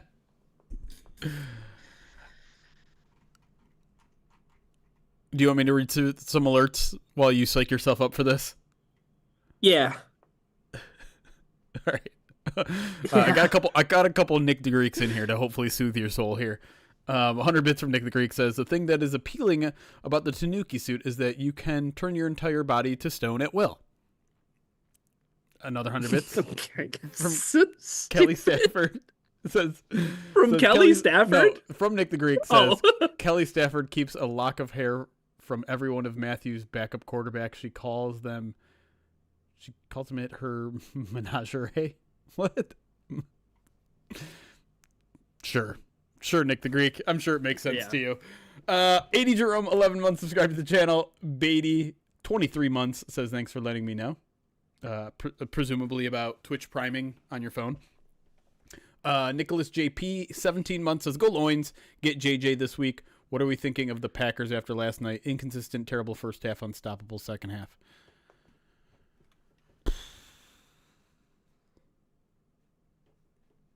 I don't know if I enjoyed a football game ever less than that game. And that's right off the heels of a terrible Michigan State game. Why did you feel that way? Because it was unethical football. All over the place. It was Jordan Love getting sacked, throwing a moon ball, and it somehow turning into a 60-yard gain to frickin' Tucker Kraft? Yeah, I almost called him Tucker Carlson. Yeah, Tucker Kraft. And doing the same to, I think it was Matthew Golden, like at the 2-yard line. Mm-hmm. It didn't feel like that was earned for most of the game. Not to mention the most ridiculous uncalled offsides I've ever seen in my life. That was hilarious. And I don't know. I hate the Steelers. I hate the Packers. It was just a terrible game. I didn't enjoy any of it. But you felt better when the Steelers were winning. Moderately, but yeah. There was at no point I thought the Steelers were going to win that game. The Packers I was were wondering how outgaining long the Packers were outgaining them on a yards per play basis the entire game. Right, but I was also wondering when the Packers were going, like, if they were going to stop packering. Yeah. You know what I mean? Because Yeah. your point, like, they were moving the ball and they were playing well, but I don't know. I think their offense can be really, really good at times, but it's just so inconsistent that it's hard to trust them. Defensively, I don't know where they're at. I think they're generally pretty good, but they were getting run on a little bit last night. Steelers or Packers? the Packers were getting run on. Was getting run down a little bit. Then they went away from it, or they just fell behind. I found myself getting annoyed with the number of times like that DK Metcalf was beating like the opposing corner just like cleanly off the line, and like Aaron Rodgers could just like not layer a pass properly. Yeah, they didn't seem on the same page. They kind of had a little bit of like Goff JMO stuff happening between them. It seemed like. You know who did not have a good night too? Nixon. Slay? Nixon had such a bad night. Oh. He had that punt that he muffed. Did not play well in coverage. He got hit. Didn't he get hit with he got hit with a penalty too, I think. Yeah. Have we properly distracted you?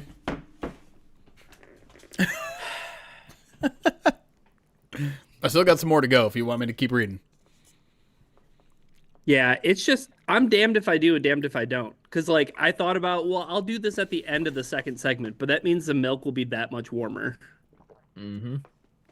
If I do it now, Jeremy knows this feeling all too well. The second segment is shot. I'm not gonna be worth anything. It's better. I think it's asking the questions. I think it's better than eating spicy stuff. That's the one that really killed me. Is when I had spicy stuff to eat and my stomach was just felt like dissolving from the inside. You could have used some milk. I could have used some speckled milk. Speckled milk.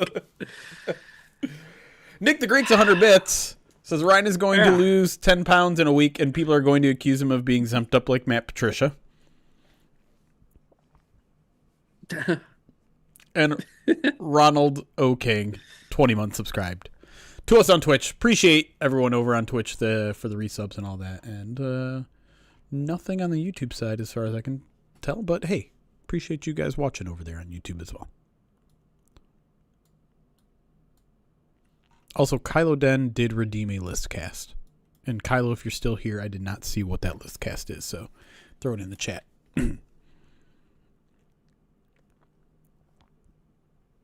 What's the decision? You still have some here? alerts? No, we're out. We're out.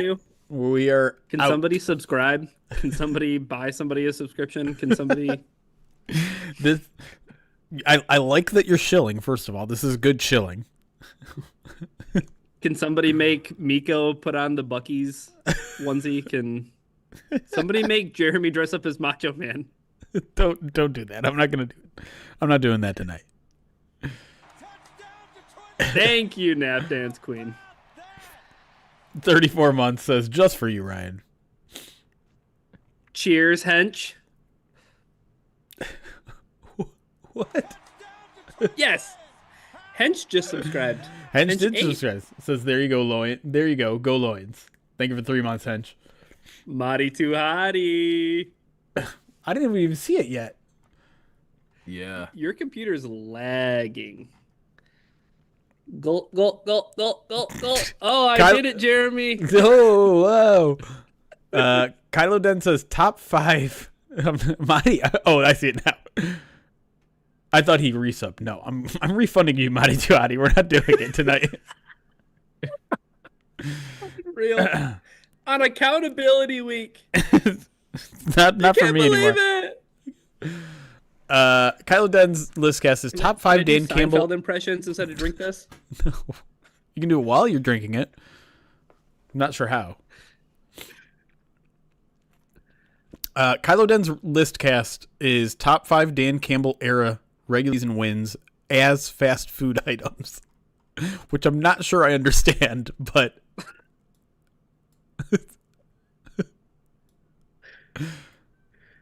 that's like homework. You're giving me homework. I was gonna say like the fact that I'm gonna have to like think back is just like. Oh, Daniel Thomas was indeed designated to return today, which I find weird because he didn't practice today. But okay. And then Malcolm will be tomorrow. Sorry, I was just looking at the transaction list. All right, I'll wear the mozzarella stick shirt, okay? I'll do that one. And we'll bring Zazu in here. Did you just drink it? Chat. Did you just drink it, chat? I'm gonna drink. I'm gonna drink it while he's gone.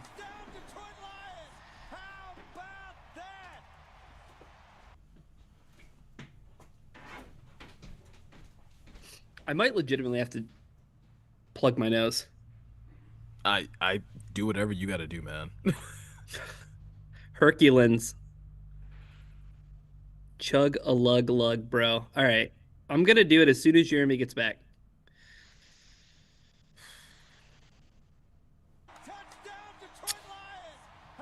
Dank Ample.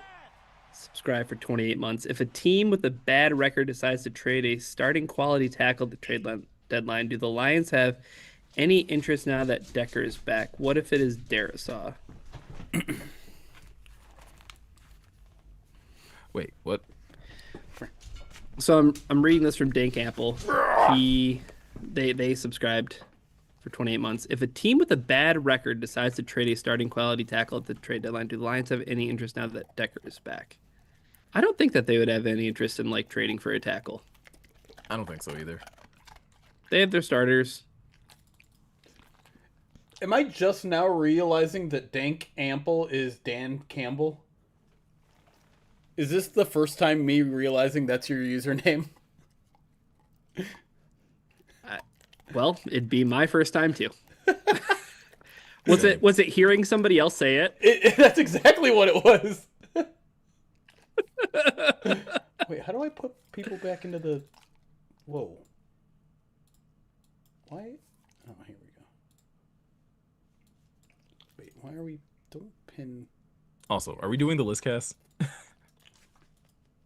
Not as that way. I don't understand it that way. Gallery? I don't want... Who's pinned? Stop pinning. Are you pinned? Who's pinned? Remove pin. You're pinned. There we go. That's where everyone needs to be. All right. What happened? Are you done? Who are you talking to? Who do you think I'm talking to? Are you done drinking? Here we go. Nope. Haven't started. I'm gonna do it now. I'd like to propose a toast. Some ships are made of metal. Some ships are made of wood. But the best ships are friendships, and that's the way it should. Bon appetit. Oh, the plugging of the nose. Oh. I'm sure it's not that bad. It's like, oh no, not the milk mustache too, a little bit. Oh no. Oh, that did not go well. Nope. The taking off the headphones is never a good sign. Muting, taking off the headphones, and walking away. 2-man podcast the rest of the way. We're good. Clear out your system? Yeah, I blew my nose, and I think that helped a lot. Okay. Part of me feels like we might have been had, Jeremy. I feel like he might have just like sold it as if it was going to be really terrible, and it actually was just like, oh, it's just milk. Yeah. It was so warm, Meko. It was so warm, and it was so sweet and sugary, but then there were moments where it felt like I was getting peppered in the face. See? Oh, yeah. That's how you know it was bad. I have a lisp now. You gotta have faith. That was awful. Yeah, that didn't seem fun. You want to see the beans? Kick puncher? No, that was I am Kemble. Show us the beans. There you go. Discarded mouth beans.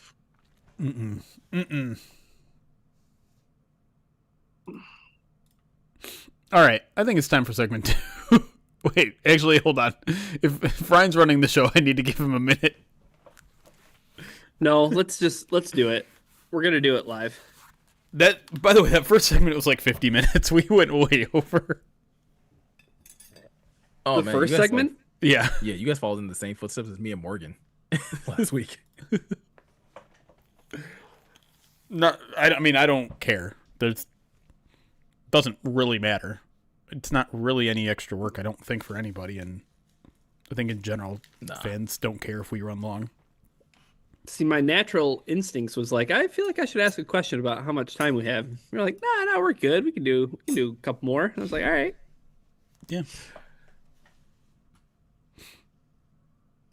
We're allowed to have fun here. We are. To our podcast. Who cares? It's the opposite of Slack, where you can't joke and you can't have fun. That's right. And what stays on the podcast doesn't have to stay on the podcast. What you say on this podcast doesn't have to stay on the podcast. It's much unlike Las Vegas. All right. Kylo Den. Redeemed an impromptu list cast. Just the top five regular season.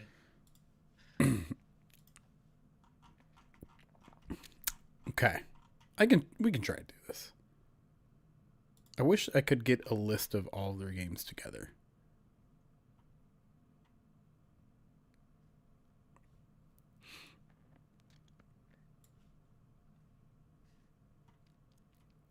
Mm.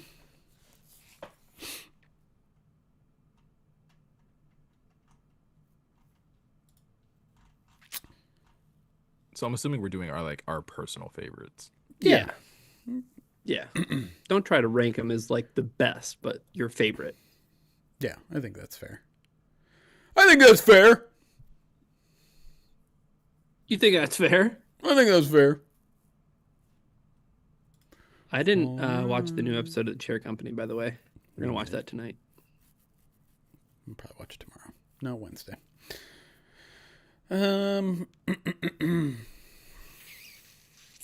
Dang, this is a little bit harder than I thought it was going to be. I thought there'd be some obvious standouts. Yeah, I need There's to. like 2 obvious standouts for me. Yeah. Ooh, okay, I got to put that one too. 3. 3. Good thing is I don't really have to go before 2022. Unless, I don't know, some people might want to put the first one over Minnesota on their list. Nah. Happy for them, but nah. Oh, okay. All right. I got 4.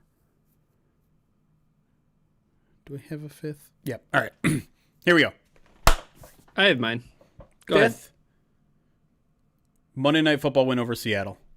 That felt like I hated Seattle so much at the time. It was a good game. Final score was 42-29, but it was just like finally we got that monkey off our back. Finally that one's over. Great. We're good. We can not care about Seattle anymore. And that was kind of like a theme for that entire 2024 season. Really last year? Yeah. Where it's just like monkey off our back, monkey off our back, monkey off our back, monkey off our back. Number 4, very next game. Dampered in a little bit by the Aiden Hutchinson injury, but absolutely spanking the Cowboys is always going to be fun for me. Very fun. That's fair. I think it's fair. Mm-hmm. Oh crap! I lost what my third one was. What's my third one? Shoot. Should have been writing them down. Oh. Season finale in Green Bay? No, that's number 1. That's number 1. Okay. Number 2 is Chiefs. Season opener. And number 3, I think, is Minnesota last year to end the season. It was Minnesota to win the division the year before on the road because it was the first time the Lions had won the division in however long. I will always remember that game. It was back and forth. I was with family. It was over Christmas Eve, if I remember correctly. And I remember doing the PODD video with Eric and just like, I've never felt like so relaxed and satisfied as a Lions fan than I did in that moment where it's just like, oh man, like this team finally did it. We finally arrived to the moment that we've all been waiting for so freaking long. It was such a good feeling. Maybe that's one, honestly. Because that one had a lot of emotion behind it. We'll make that 1-1. We'll bump Kansas City down to 3 and the 2022 finale against the Packers to 2. Okay. Meko, do you have your 5? Yeah, I don't know how I feel about the order, but I'll go with it anyways. 5 is going to be the first win in 2021.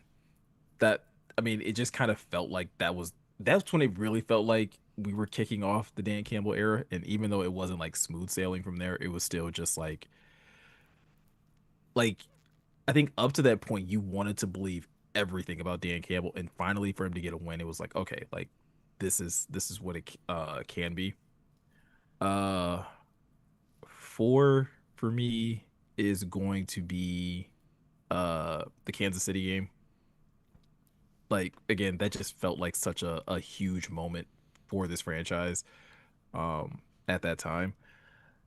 Three three is going to be the Cowboys revenge game. Like I just same reason, Jeremy. Like it was just like I just wanted to get that win more than any other one that season.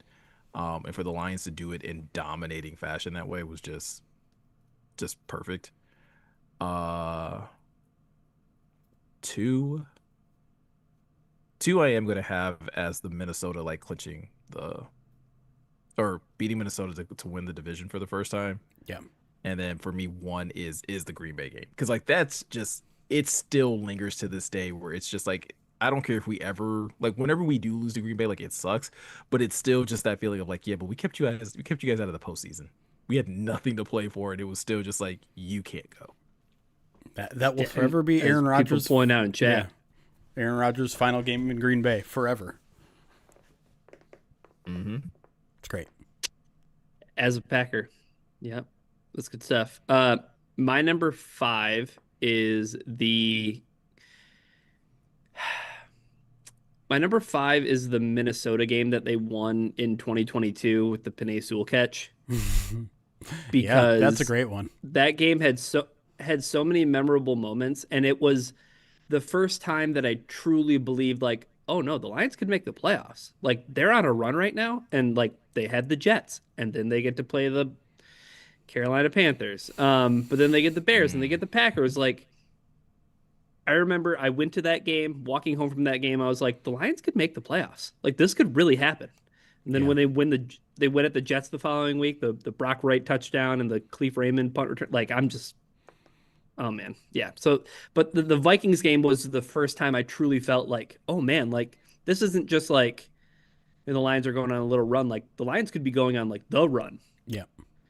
Yeah. which kind of leads into my number dude, the way you describe that Minnesota game, clinching the division at Minnesota, Jeremy, is like that's the thing that I guess the further I get away from it, the more I forget about that feeling. Like I remember walking into like the Christmas Eve party and everybody celebrating and like I want to celebrate, but like celebration to me just feels like a wave has washed over me. Yes. Like I feel like It was weightless. I felt like clean. Yeah, I felt like, there's so many things to be thinking about right now, but like I feel like I was just like above all those things. You know what I mean? Like, I like do. there was Christmas, there's 1,000 things going on, and it was just like this is a really cool moment. Like how do I like it's weird because we haven't experienced that. You know what I mean? So like it was totally new Yeah. in that moment. Like yeah, that's I want like initially that was going to be my number 4 and I think it's my number 2. Yeah. I'd like to like go Just back and watch like the podcast. Like what were we doing? What did it look like in that moment? What did the PODD video look like? The PODD video would be the thing that you would want to see. Yeah. Because, like, I don't know if I felt that way, like, days removed. I just remember Right. in that moment, like, Yeah. seeing it happen, the interception by Iffy, and it was like, Yeah. it's over. Like, they did it. Like, they really did it. Yep.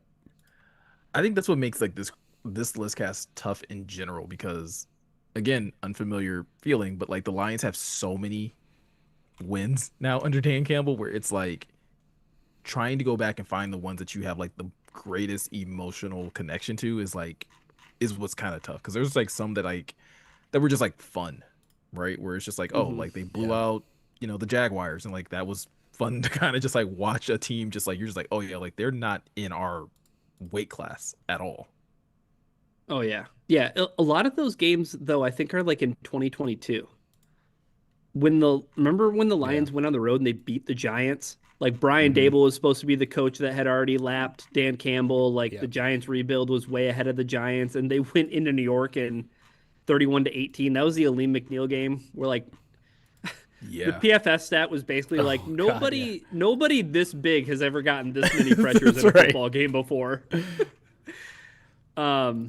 But yeah, there's a bunch of like wins during that season. Like I mean, James Houston thing in Jacksonville, the game where they just dominated. James Houston had the sacks. Yeah, that was, I don't know, that was such a fun run in 2022. I'm gonna But throw I, the PODD in chat just for the hell of it from the Vikings game. well, now I kind of want to watch this. Well, not right now, but I'm gonna load unlocked. it. It only has 233 views, which is criminal. What were you guys doing? Like celebrating Dude, Christmas? I just hit like I have the thumbnail on it because I Yeah. paused it right after it started, and Eric has the biggest like shit-eating grin on his face. Like he looks like he cannot contain his excitement. I'm very excited to watch this too, honestly, because yeah, it's Garage Eric and Florida me with that big old mustache.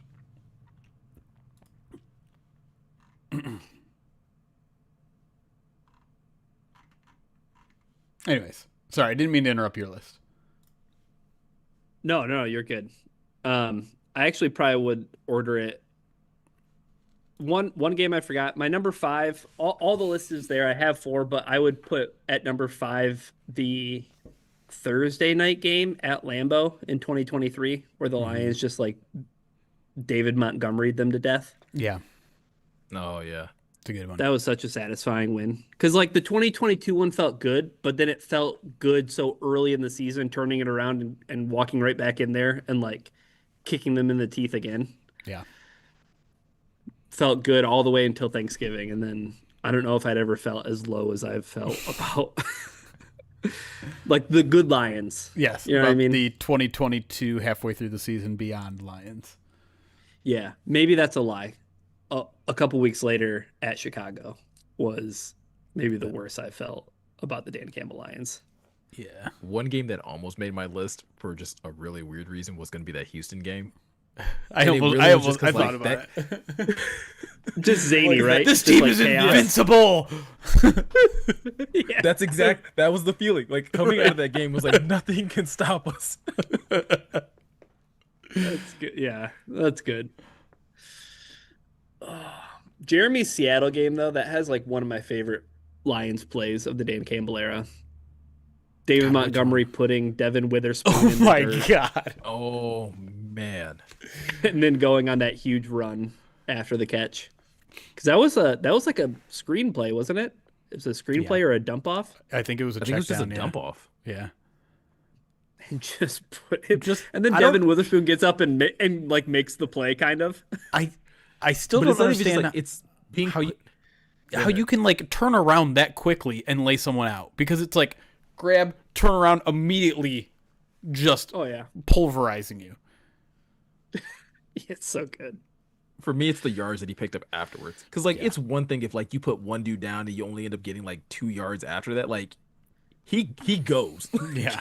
He goes, but he goes at a 45-degree angle. Right. So he's running like extra yardage just to get across the field. So good. Unbelievable play. All right, second segment. Let's do this. Okay. How's the tum tum feeling? Don't want to think about it. Okay, great. Yep.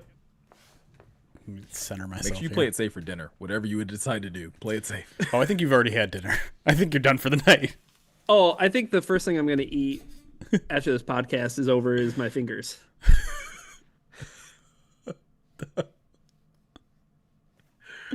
We didn't need to hear that.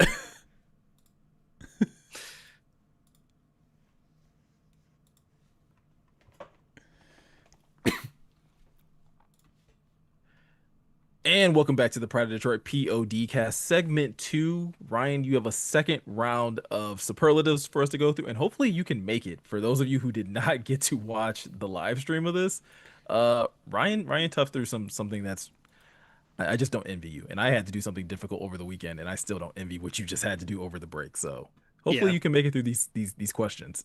We'll just keep that over on Twitch. We're much like this segment. We're looking ahead to the second half of the Lion season. So, first question I had for you guys is, what do you see in these final set of games as being the most pivotal game for the Detroit Lions in their stretch run? What game stands out to you, Jeremy, as the team's most pivotal game in the second half? I think I have to go with the layup answer here and say the Packers on Thanksgiving. Um, you look at the division right now, and it feels like it's a two-team race, right? It feels like the Bears got struck down by reality a little bit this past week. The Vikings certainly did, and now with the recent news that Carson Wentz is out for the season, you got to ride J.J. McCarthy the rest of the way. I don't know how that's going to look. I'm certainly not banking on them turning their season around. The Packers are the top team in the NFC North. They're the top team in the NFC right now, so that to me means you are chasing them. You have a chance at redemption. You're only half game behind them now, so you win that game on Thanksgiving, national stage. You send a message to the rest of the NFC, but more importantly, you pull one game theoretically ahead of them. Obviously, it depends on what happens in the 4 games in between then and now. But listen, the Packers aren't just a good team. They aren't just a team that's above the lines. They're a team that's given them some trouble, particularly when it comes to their defense against the Lions offense. So I feel like they also need to prove that they can beat a team that's built like the Packers, and they can succeed offensively against a team like the Packers, because while the season isn't going to be defined by whether they can beat the Packers on Thanksgiving or not, they're going to have to face up against a team like the Packers at some point during the postseason. And so if they can win that football game, I think it will do a lot in giving me confidence that there isn't a team out there that can stop them. What about you, Miko? That's a really good answer. I'm actually gonna look past the Packers game and I'm gonna say the Rams Mm. because despite Green Bay being the top team in the NFC, like I still have eyes in Los Angeles as like that might be the most dangerous team in the NFC.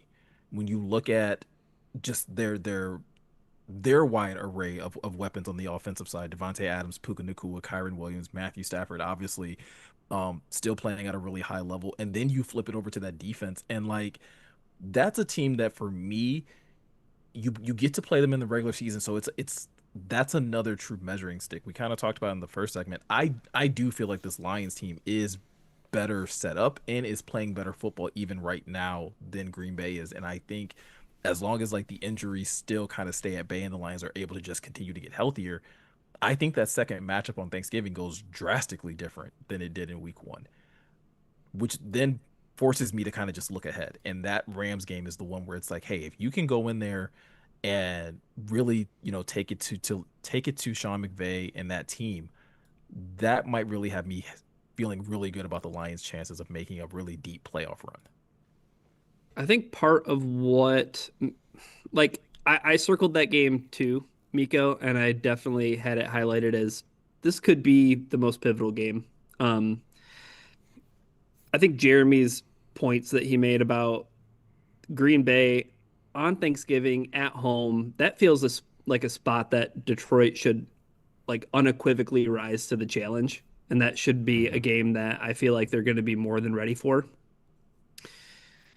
The thing about the Rams game to me is I want to wait and see. Like, how does that NFC West start to shake out a little bit? Because you Yeah. have the Seahawks and you have the Rams. They still have to play each other twice. And I think the Seahawks have to play the Rams week 11, and then they play them again like week 16. So that's just after, they have to play Detroit.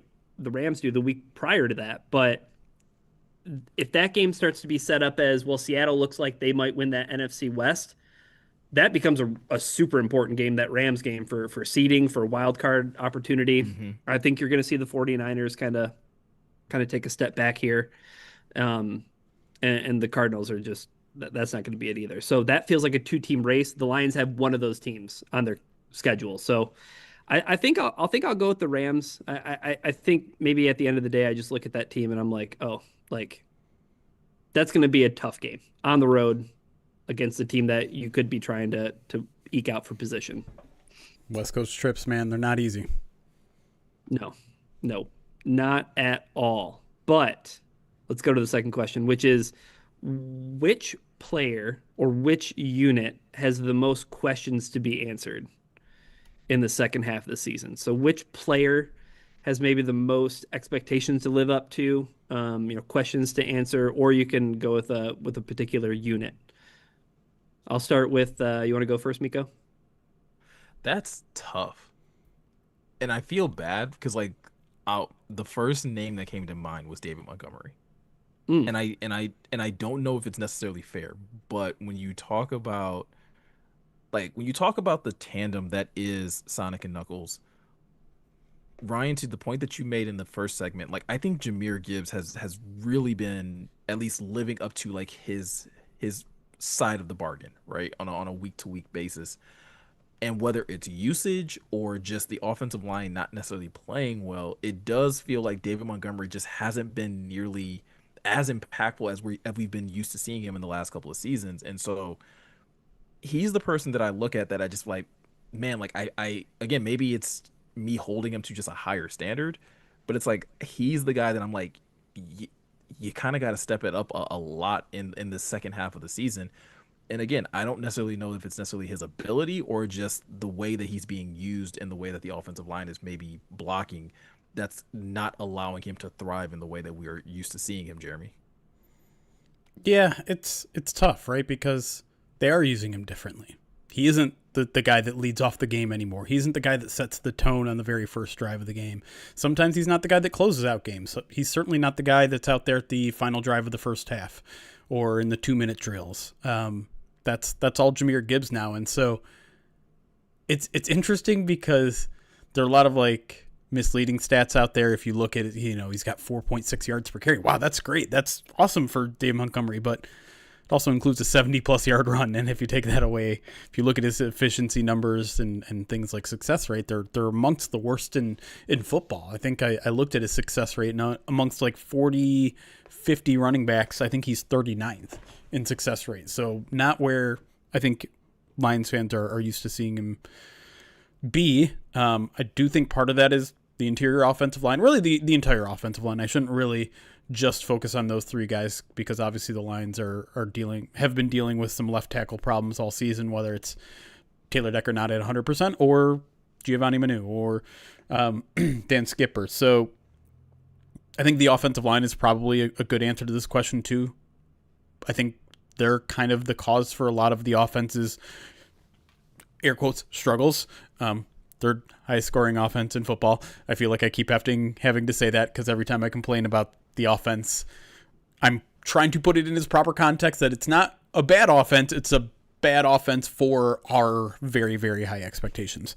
So I whether it's pass protection, whether it's getting the run game going, there's a lot of room to improve there on the offensive line. And some of that is taken away because you have so many playmakers, because you have an explosive running back that sometimes all it takes is one play blocked up perfectly and you're going to put 6 on the board, or sometimes you're eventually going to find JMO out there.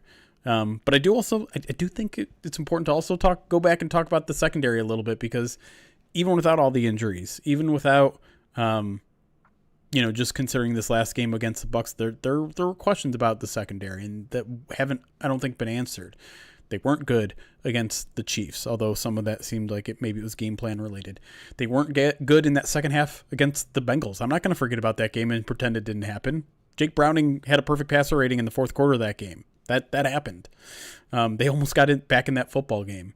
They weren't good against the Packers in week 1. They need to be better in general, and I do like DJ Reed a lot. I do think the safeties are going to play better once / if they ever get healthy, and we already talked about Terrion a lot.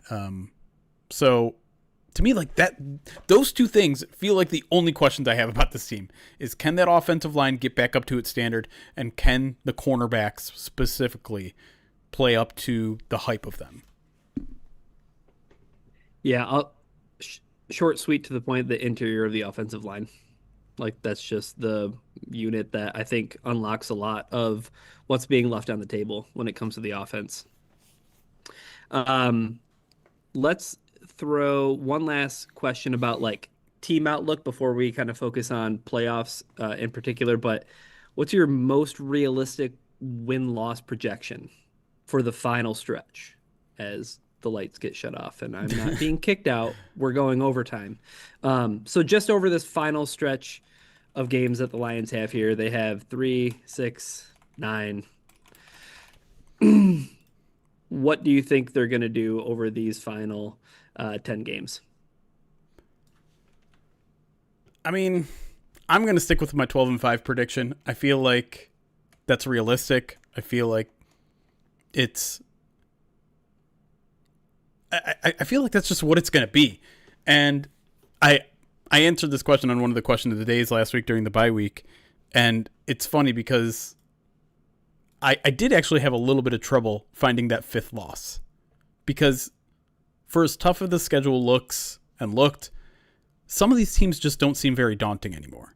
The Vikings don't seem very daunting anymore. The Commanders don't look very daunting anymore. The Giants, they kind of had a little spurt there, but they don't look very daunting anymore. The Cowboys don't look daunting anymore. The Steelers don't look daunting anymore. Maybe the Bears are a little tough, but to me, there's 2 games, maybe 3, that look like coin flips to me. The other ones I feel like the line should be comfortably favored. Maybe not heavily favored, but comfortably favored. It's at Eagles, at LA, and Packers on Thanksgiving. Those are the 3 toss-ups. If they lose all 3 of those, which is very much possible, then you're probably staring at 12-5. But if you even win one of those, like 13-4 is definitely right there.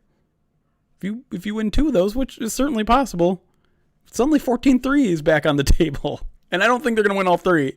But I just, they're in such a good shape that I'm not afraid of many teams left on the schedule. And even saying that I'm like afraid of the Eagles is not quite doing that word fear justice. I think they're just evenly matched against the Eagles, because I do think the Eagles are starting to figure some things out. I know a lot of people look at the early play, the early season play of the Eagles, particularly on offense, and say they're not scared of it. But I think they're starting to figure things out. I think this is the time of year in which you start to see certain units improve, and I think the Eagles are amongst one of those teams that are going to give the line some trouble. What about you, Meko? Muted. You're muted. I'm going to lean more heavily on that 13-4 prediction just because of that very reason, Jeremy. Like, it is tough for me to find that 5th one. And I feel like if I were to say that it's the Packers or the Steelers or the Bears late in the season, like, I would be saying that as like a hedge. Like, not because I actually believe that like the Lions will have like a tough time with any of those teams. I do think, I don't know, like I don't think there's a coach in the NFL right now that has a better get back record than Dan Campbell. Like, I could be wrong, but like in terms of like, hey, they got us, we need to get our get back. I feel like Dan Campbell like does that better and prepares his team better than just about anybody else in the league. So like even looking at Green Bay on Thanksgiving, like I just feel like they'll just be that much more prepared. But yeah, like I'm with you when it comes down to the Eagles game being a toss up and the Rams game being a toss up, which could still be like huge measuring sticks for this team. But those are the only 2 that I look at right now with the current health and situation of the team where I'm like, yeah, that's probably where you have an issue. Yeah, that's a good point that you make, Meko, about Dan Campbell and his ability to bounce back, because some that plays spot-free football, right? Like you could say, well, a team that maybe doesn't have their head on straight and isn't as focused as many other teams can be in the NFL, maybe that Giants game after the Philly game is a look-ahead spot because they have the Packers coming to town on Thanksgiving and it's going to be a short week.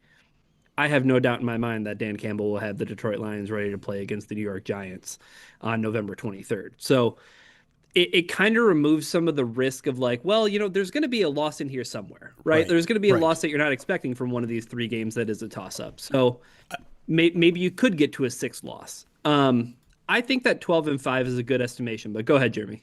No, I wanted to add to that point because I think you're totally right. For some reason, every time the Lions play a bad team, the conversation around Allen Park is like, how do you avoid the trap game? How do you avoid the trap game? How do you avoid the trap game? Have we not trusted this team to avoid the trap game through the last 3 years? The last time they lost a bad loss was 2023 against the Bears. The game we were talking about during the break, where they shouldn't have lost to the Chicago Bears team. Before that, it was the Carolina game during their late 2022 run. Twice in 2.5 years. Really 3 years now, because you can include the first half of this year. They have had 2, I wouldn't even call them trap games necessarily, but like 2, you should have won that game, but you didn't. That's it. 2. And so when we're like bypassing all these bad teams, all these teams that the Lions should beat, that's why. they have become almost automatic in those games. That, I mean, good teams take care of business against bad teams. Great teams start to beat some of those good teams, and the Lions are a great team.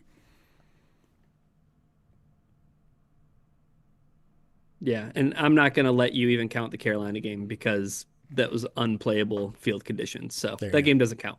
Cool. Um, the as we turn our focus to the playoff picture in the NFC, which is still really crowded. Like it became clearer this weekend in the sense that like some of the fringe teams didn't do any favors for themselves, whether it be the Cowboys, whether it be the Bears, whether it be the Panthers. It wasn't a super convincing win for the Tampa Bay Buccaneers, even though it seems like they're going to be the team that wins the NFC South. Um, but I think the quote unquote class of the NFC is still trying to be figured out. So, like, my question for you guys is who is the team that you view as the biggest threat to the Lions in the NFC right now, Meko? I think I have a feeling based on what you said Yeah, it's earlier. the Rams. Hmm. Yeah, it's the Rams. I think, and I'll use what Jeremy brought up earlier to kind of back up that stance when he talked about like the secondary needing to like get get like kind of wake up and start playing a higher quality or brand of football. It would be super easy to say the Eagles, reigning Super Bowl champs, all the things. I'm just not overly threatened by Jalen Hurts and his ability to throw the ball. But when I look at the Rams, if there's one thing that Matthew Stafford's going to do is like you give him that many weapons and an offensive line that's playing really well right now, like he will carve you up if your secondary isn't on their P's and Q's. And granted, Kirby Joseph has gotten some picks off of him. They've this Lions team has played this Rams team tough over the last couple years that they've played them. But I still feel like it's one of those matchups that like that's a team that just matches up so well with the Lions. And because you've seen them so much over the last couple of years, like you're starting to build that familiarity with each other where, hey, I think I know what they're going to do in this situation. I know what they're going to do in that situation. That's the team to me, Jeremy, that like from top to bottom, like I have my eyes in LA as far as a team that could really challenge the Lions and really pose a huge issue for them. Yeah, it's a good answer. They're a team that's really good on the defensive line, which is a threat to Detroit, right? If we're talking about all the questions the Lions have on their offensive line, going up against a good defensive line team is going to give them trouble. So they're one of those teams. Philly is another team with a really good defensive line. Seattle is, I think, amongst those teams. I haven't watched a ton of Seattle this year, so I'm curious as to why they're succeeding as well as they are. I know a lot of it is their offense. I mean, that offense is explosive, but looking at DVOA scores, they're sixth in offense, third on defense. The Rams are third on offense, second on defense. Lions are fifth on offense, first on defense. So I think if you're looking at this question very specifically as who is a threat to Detroit, I'm looking matchup based. And so those teams with the good defensive fronts, that's how you shut down the Lions. That's how you shut down the run game. That's how you shut down Jared Goff. And that's how you kind of shut down the entire team. So I think the Rams are a great answer. I think Seattle and Philly are right in that conversation too. We know that Green Bay has given this offense some trouble, but I'm not quite as concerned about them overall. So I think it's more between those three teams. It's Seattle, it's LA, and it's Philly to me too. Even if Philly isn't quite playing on the same level as those other two teams, I think all three of those teams are particularly difficult matchups just for Detroit. Yeah, part of me just wonders if San Francisco wouldn't have suffered the injuries they would have on defense, like losing Warner and losing Bosa, Yeah. that would have been a team that I would have been like, well, if they get healthy defensively, they could do something. They still have Mm-hmm. McCaffrey. They still have, some pieces that they can make it work on offense. But I mean, they're a team who's 5-3 with a negative 4 point differential. Yeah. The Bears are a 4-3 team with a negative 17 point differential. It just gets ugly and uglier as you go down for some teams that are in the mid tier of the NFC that just are no longer a threat. I Yeah. think you guys circled all the big ones though. I think you circled the Seahawks, the Rams, and the Eagles, and to the Packers, right? Like, and I think that's to your point, Jeremy, where like the Thanksgiving game just matters so much as a measuring stick of who are you against this football team in particular? And then also it's gonna have division implications without a doubt. And the Packers schedule, like in the immediate, I mean, they go play the Panthers next week. They have the Eagles, they have the Giants, they have the Vikings. So like it feels like the Lions and the Packers have this kind of like, oh, there's a test in there, there's the Eagles, but then there's some like games where you probably should be able to handle, take care of business, and then it's go time on Thanksgiving. So that's just going to be such an important game. Has the rash of injuries to the Bucks kind of like put them out of that consideration as like a possible threat come postseason time I for you think the way guys? they handled them on Monday night, Jeremy, I think that's the thing that has kind of like quelched my fear and concern about the Tampa Bay Buccaneers. Yeah, I mean, certainly a little bit. Like there is a feeling like, okay, the Lions asserted their dominance. They're better than the Bucks. Um, I With no just secondary. with no secondary for sure. But again, they're a team that plays them well defensively. That gives the Lions offense some trouble. So when you catch the Lions on a bad day, yeah, the Tampa Bay Bucks could beat the Lions in the playoffs. It could happen, but amongst the other teams, it is funny that we're just kind of we immediately overlook them. Like they're what, second in the NFC or third in the NFC, and we're just like, oh well, we'll beat them. We're better than them. But no, Yeah. they're Been there, done that. yeah. No, they're a competitor in the NFC for sure. I'm not ready to overlook them or downplay them just because the Lions beat them one out of one time. Yeah. Two quick ones. Keep this one short. More likely to secure a bye or to fight for a wild card spot? Oh God, that's a painful question.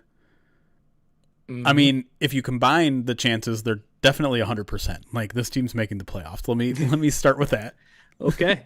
Which is interesting because like the ESPN graphic, and I know it hadn't been updated since October 21st, so it was after the Yeah, Monday night game yeah. against the Bucks, but like the ESPN data says like 52% chance the Lions make the playoffs.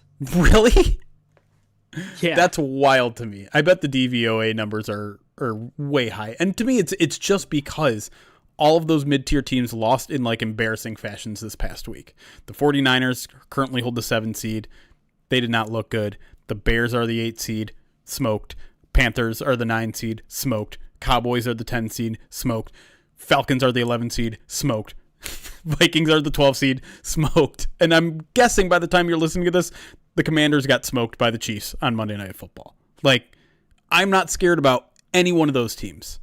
Maybe the 49ers. But again, they're the 7 seed. They're in the playoffs. Who below the 49ers in the standings is scary to you? The answer is nobody. 0% of those teams, correct? Yeah, that's fair. Yeah. Yeah, I'd say that. Yeah. So, that being said, I mean, it depends on the Thanksgiving game. Like, the entire answer to this question is on the Thanksgiving game, and I just don't know where the teams are going to be at in a month. Well, you got to answer the question right now. Do I? All right, Yes, then I'm that's just going those to take are the rules. Homer answer and say they're going to win. They're winning the All division right. for a third time in a row.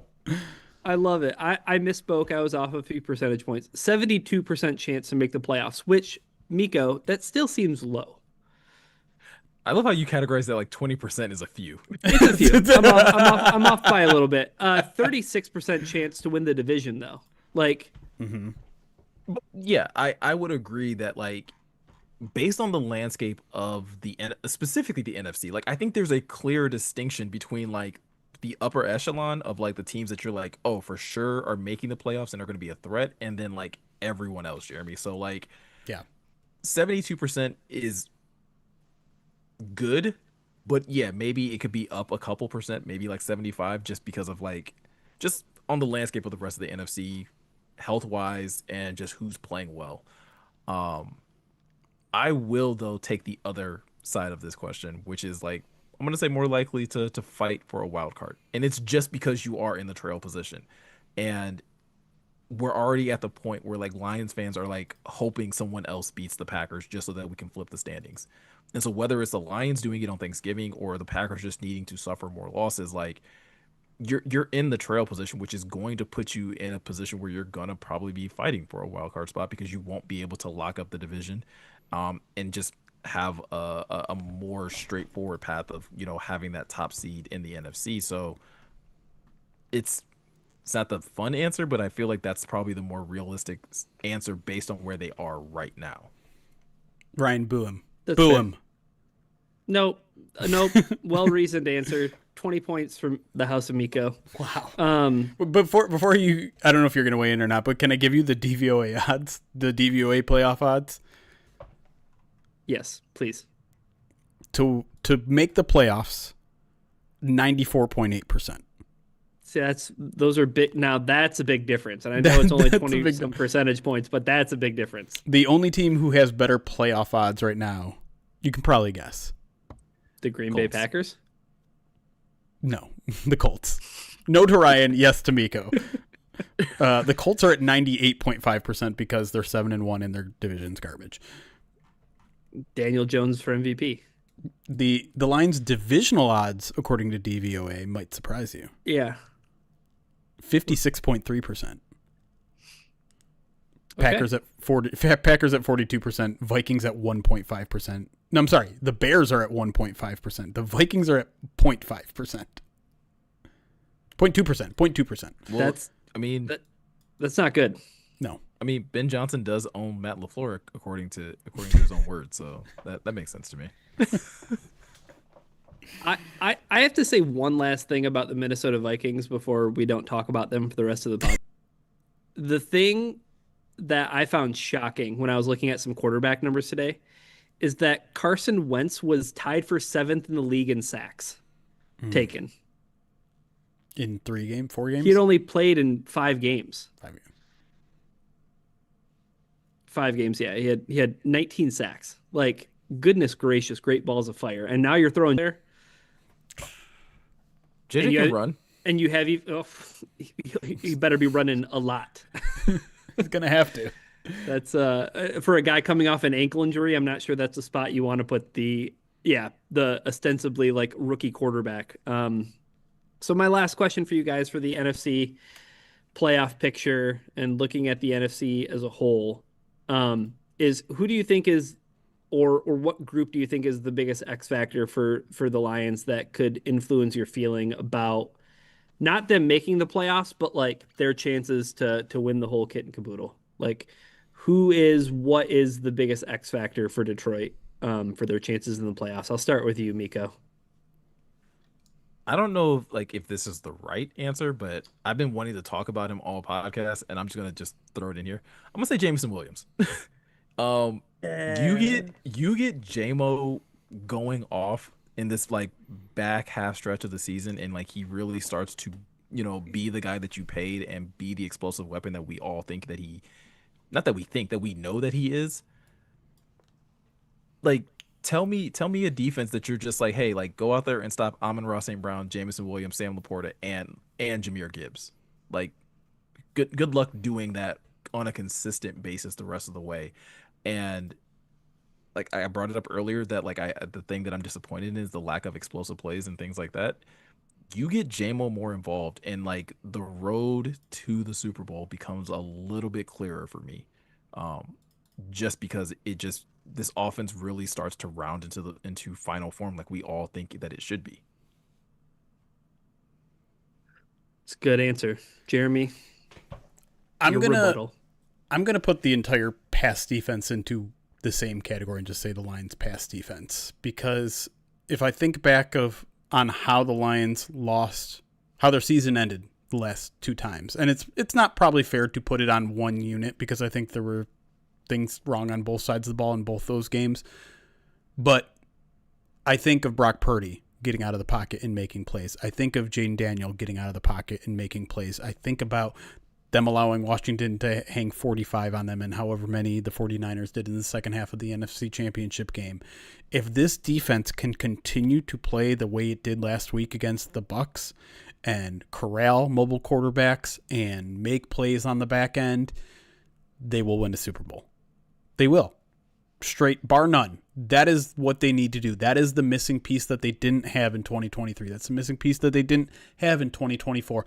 And it's the piece that it looks like they might currently have. I still have questions a little bit about the secondary, but if the pass rush remains what it's been, in that it's both sound in their rushing lanes, but also getting to the quarterback and taking it down, and the back end can cover man-to-man, make plays, get turnovers, this team will win a Super Bowl. They will. Like as on and off as the offense has been through 7 games here, I have faith that they're going to figure it out. I know they're going to figure it out because, again, when they're not figuring it out, they're still the 3rd highest scoring offense. Defense needs to put it up for an entire season. We've seen glimpses of it last year. We've seen a good start to it this year. If they can continue, particularly against the pass, because I know they can defend the run, this team will win a Super Bowl. Oh man, that got spicy. That was a spicy tamale. I liked the direction that entire conversation went. But the biggest X factor, if I'm gonna boil it down to one player, I kind of want to say it's Aiden Hutchinson.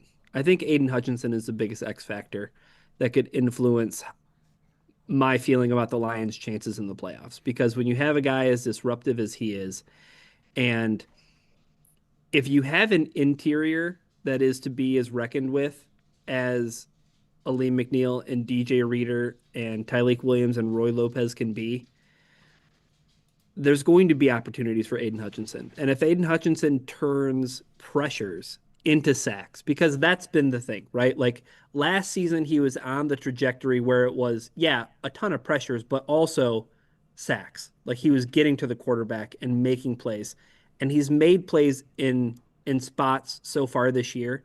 But if he turns those pressures into 2nd and 16, if he turns it into 3rd and 14, right? If the Lions get in those spots, I have so much confidence in what Jeremy was talking about and their pass defense and being able to get off the field because of what Kelvin Shepherd has done on 3rd down and in spots where this team has needed to get off the field and make a play. They have made plays.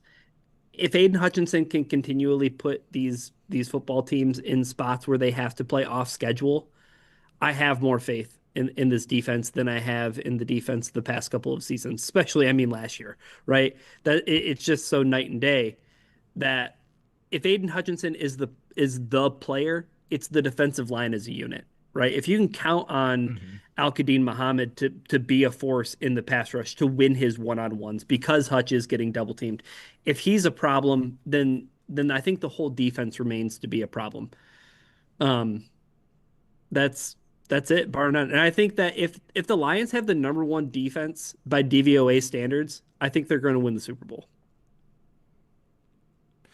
I'll admit, I think both of your answers were better than mine. Like I said, I just really wanted to talk about JMO. I feel like I just wanted to. Meko, you won the segment though because you talked about Meko. So another 20 points to House of Meko for his answer. It's okay. The points are made up. They don't matter. But Meko wins today. Because I know I lost because of what I had to do in between the breaks. I was gonna say I feel like we both won because I'm a loser. Made it. No, I lost. You survived. You did survive. Listen, we all had an eating challenge. We all won. We all survived our eating challenges. Maybe I had the easiest one. Nope. I was gonna say, don't you dare! You dare try and put your eating challenge in the mix with these. A year ago, I had to eat pickled pig's feet, sour pickle balls, plenty of bean boozled. All right. The liver and onion smoothie that you made was horrifying. Right. That was but brutal. I also feel like, with great leadership comes great punishments. I don't think that's how that goes. I don't think that's what Uncle Ben said. This is a good segue, though. It was kind of bold to put us all in vertical columns like this when I thought Meko, by the end of yesterday's challenge, would have put him too wide. Brother. Like too wide. Brother. I was looking at least a good 8 months pregnant at the end of the challenge. Oh boy! But this is a good segue to note to people that what we're talking about right now is all the challenges from last year's Movember campaign, which is our charity month when we raise money for a cause that we care dearly about. We raised over $50,000 last year. We're just about to kick off this year's campaign. When's the first? Is that Friday, Saturday? It's one of those two. Saturday. So the Men Sim stream will be our first Movember stream of the year, where we're going to be raising money. Look on the website pridedetroit.com for details on that. We haven't dropped them yet, but in the next couple days we'll drop details on the things that you can earn, the giveaways that we'll be doing, the cause that we're going to be raising money for, and of course links to donate. So if you want to be a part of that, we always welcome more and more people. Check out pridedetroit.com for that, and join us for our first Movember stream on Saturday, probably around 10 a.m. for the Man Sim. All right, guys. Well, that pretty much is gonna do it. Ryan, good job, like technically hosting, because like I got to fill your shoes for once. You're welcome. All right, guys. Well, like always, if you guys are looking for any more additional Lions content, with the Lions getting back to practice, Jeremy, you said what? Thursday? Wednesday? They're practicing tomorrow, Tuesday. First practice of the week. Perfect. So again, Lions get back to practice tomorrow, preparing for the Minnesota Vikings. Another divisional game, which again is another big game to helping this team march towards locking up a playoff spot, and again pushing that much closer to three-peating as division champions. So like always, if you want to stay locked into any of additional Lions content, check out pridedetroit.com. You can also check out our YouTube channel over at youtube.com/pridedetroit as well to see any of our video content or to watch this live stream back. And if you want to just be a part of the live stream audience, you can always do that at twitch.tv/pridedetroit, or you can do that at YouTube as well if you prefer. So with all that said, I'm Meko. He's Ryan. He's Jeremy. Thank you guys for taking the time to watch and listen. And we'll see you guys in the next one. Recording stopped. Boo. We did it. We got out before Monday Night Football, guys. We did it. Yay. I have a headache. I kind of miss it, starting at 7 already. Oh, the Monday Night Football? Yeah. Yeah. Monday Night Football should always start at 7 o'clock. Agreed. It really should. Sunday Night Football should start at 7 o'clock. One interesting coincidence. I'm going to send this to you guys before. I just want to double check. But if you go to the Lions PFR page for the season, scroll down past the schedule and game results, and there's a table for team conversions. Do they have the same number of third down conversions and third down attempts as opponents have against them? The exact same percentage? It certainly appears that way. Showing. I can't imagine. Because the fourth down conversions is not the same, and the red zone attempts are not the same. So, like, are they perfectly balanced? What is it? What are the numbers? Is it 32 of 85? I refuse to believe it's true, but I agree with Meko.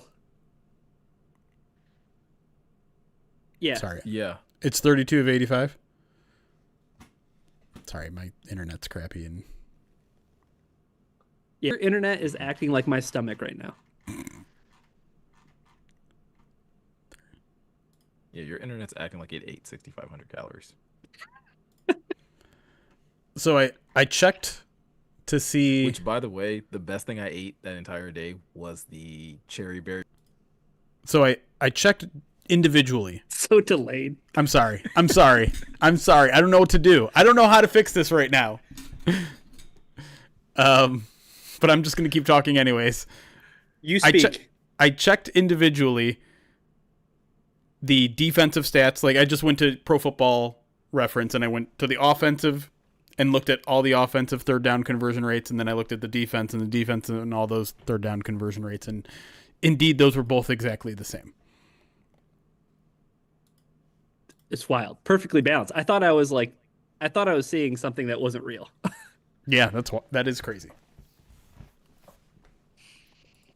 Yeah, but like I said, it checks out from like how they look though.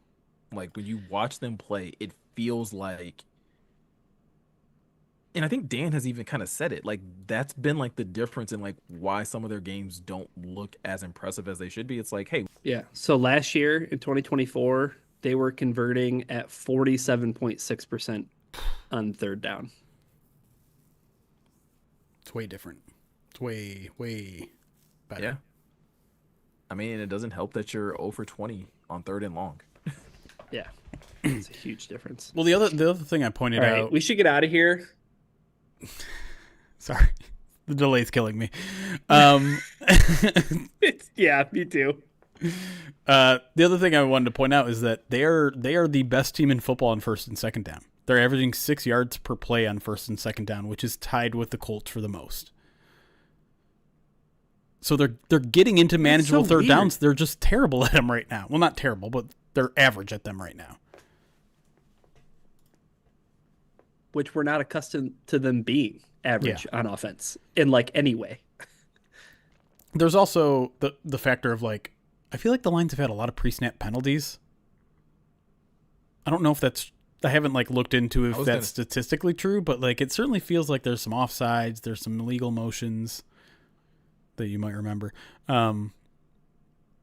League formation type of stuff that you'd expect with new offensive linemen that get those like 2nd and manageables back into a 2nd and long.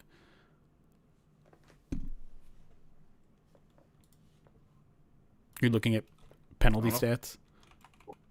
42 penalties on the year. So, yeah, I'd be curious to see how those are split between offense and defensive.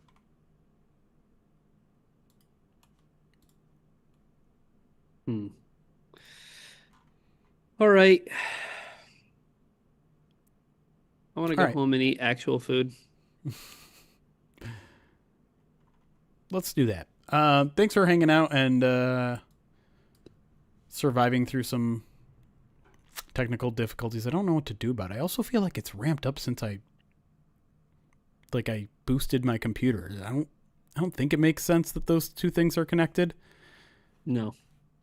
But maybe someone who knows more about computers knows something. But try to work through them. No midweek mailbag this week because it's going to be a PODD exclusive. So next time we'll be live is probably for the Man Sim. But be on the lookout for Before the Roar, our preview podcast. It'll be on the podcast feed and YouTube. Be on the lookout for First Bite with Arif Hassan. That has been booked. Recording on Wednesday. Probably get it out to you on Friday for Pride of Detroit Direct subscribers. Go to pridedetroit.com/subscribe if you want to become one. And anything else?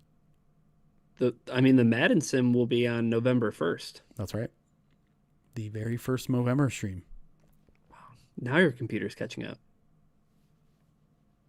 It Perfect timing. It's great. Great for the end of the show. And I think the only debt I have left to pay is yoga pants. Man. Not I don't even know when or where or how I'm going to do that one, but if people raise enough money, we can do ours at the same time. We can be shopping in tandem, you in yoga pants, and I'll start a Jared Goff chant. You don't have to do that one yet. Draw even more attention. You don't have to do that one yet. I'm challenging everybody, much like I challenged you all with these stupid, awful Bean Boozled. I have to get together with everyone on staff to like set the numbers for each. By the way, one that we had talked about, Ryan, that I don't know if you're still in on. Half marathon? Yeah, I'll do it. Hold on. So like I was like all in for that. Like, oh, that'd be fun. A half marathon is 13 miles. Yeah. Mm-hmm. No one was gonna like. Y'all were just gonna just like let's float that out there and like, oh, you want a 5K? Like, oh yeah, you want to do a 5K? We can do a 5K. Can we do a 5K? We'll do 5K. We'll ramp it down. That's only 3 miles. Yeah, please. 10K. I could probably do a 10. 13 miles though, like someone's gonna have to pick up and carry my body. I'm gonna let Ryan decide because he's the one with the traumatic leg injury. We don't have to decide right now. 5K after 6,500 calories. Okay, I'm leaning 5K. Okay, we'll figure it out. Yeah, 5K after 6,500 calories. Oh man. Can't All wait. right. It's super exciting though. November is like probably the best time to It's the be greatest time of the year. It's a lot on of fun. stream. Well, some people were concerned about changing my background because of the skinny outlet. I will say, like, I can always go back to the old one. So if someone wants to change my background, we could just go do this, go back to here, and change it. It's still available. It's still right here. So Okay. so the old scene hasn't gone completely away, and I can change it just as quickly as that. See how quick that was? So we'll just do that if someone wants to change my background. Liam says nostalgia. Nostalgia already. All right. 1 week ago. Remember a week ago? Our retros. That's right. Okay. We finished. We're done. Thanks for hanging out, everybody. We'll see you Saturday for the Madden Sim.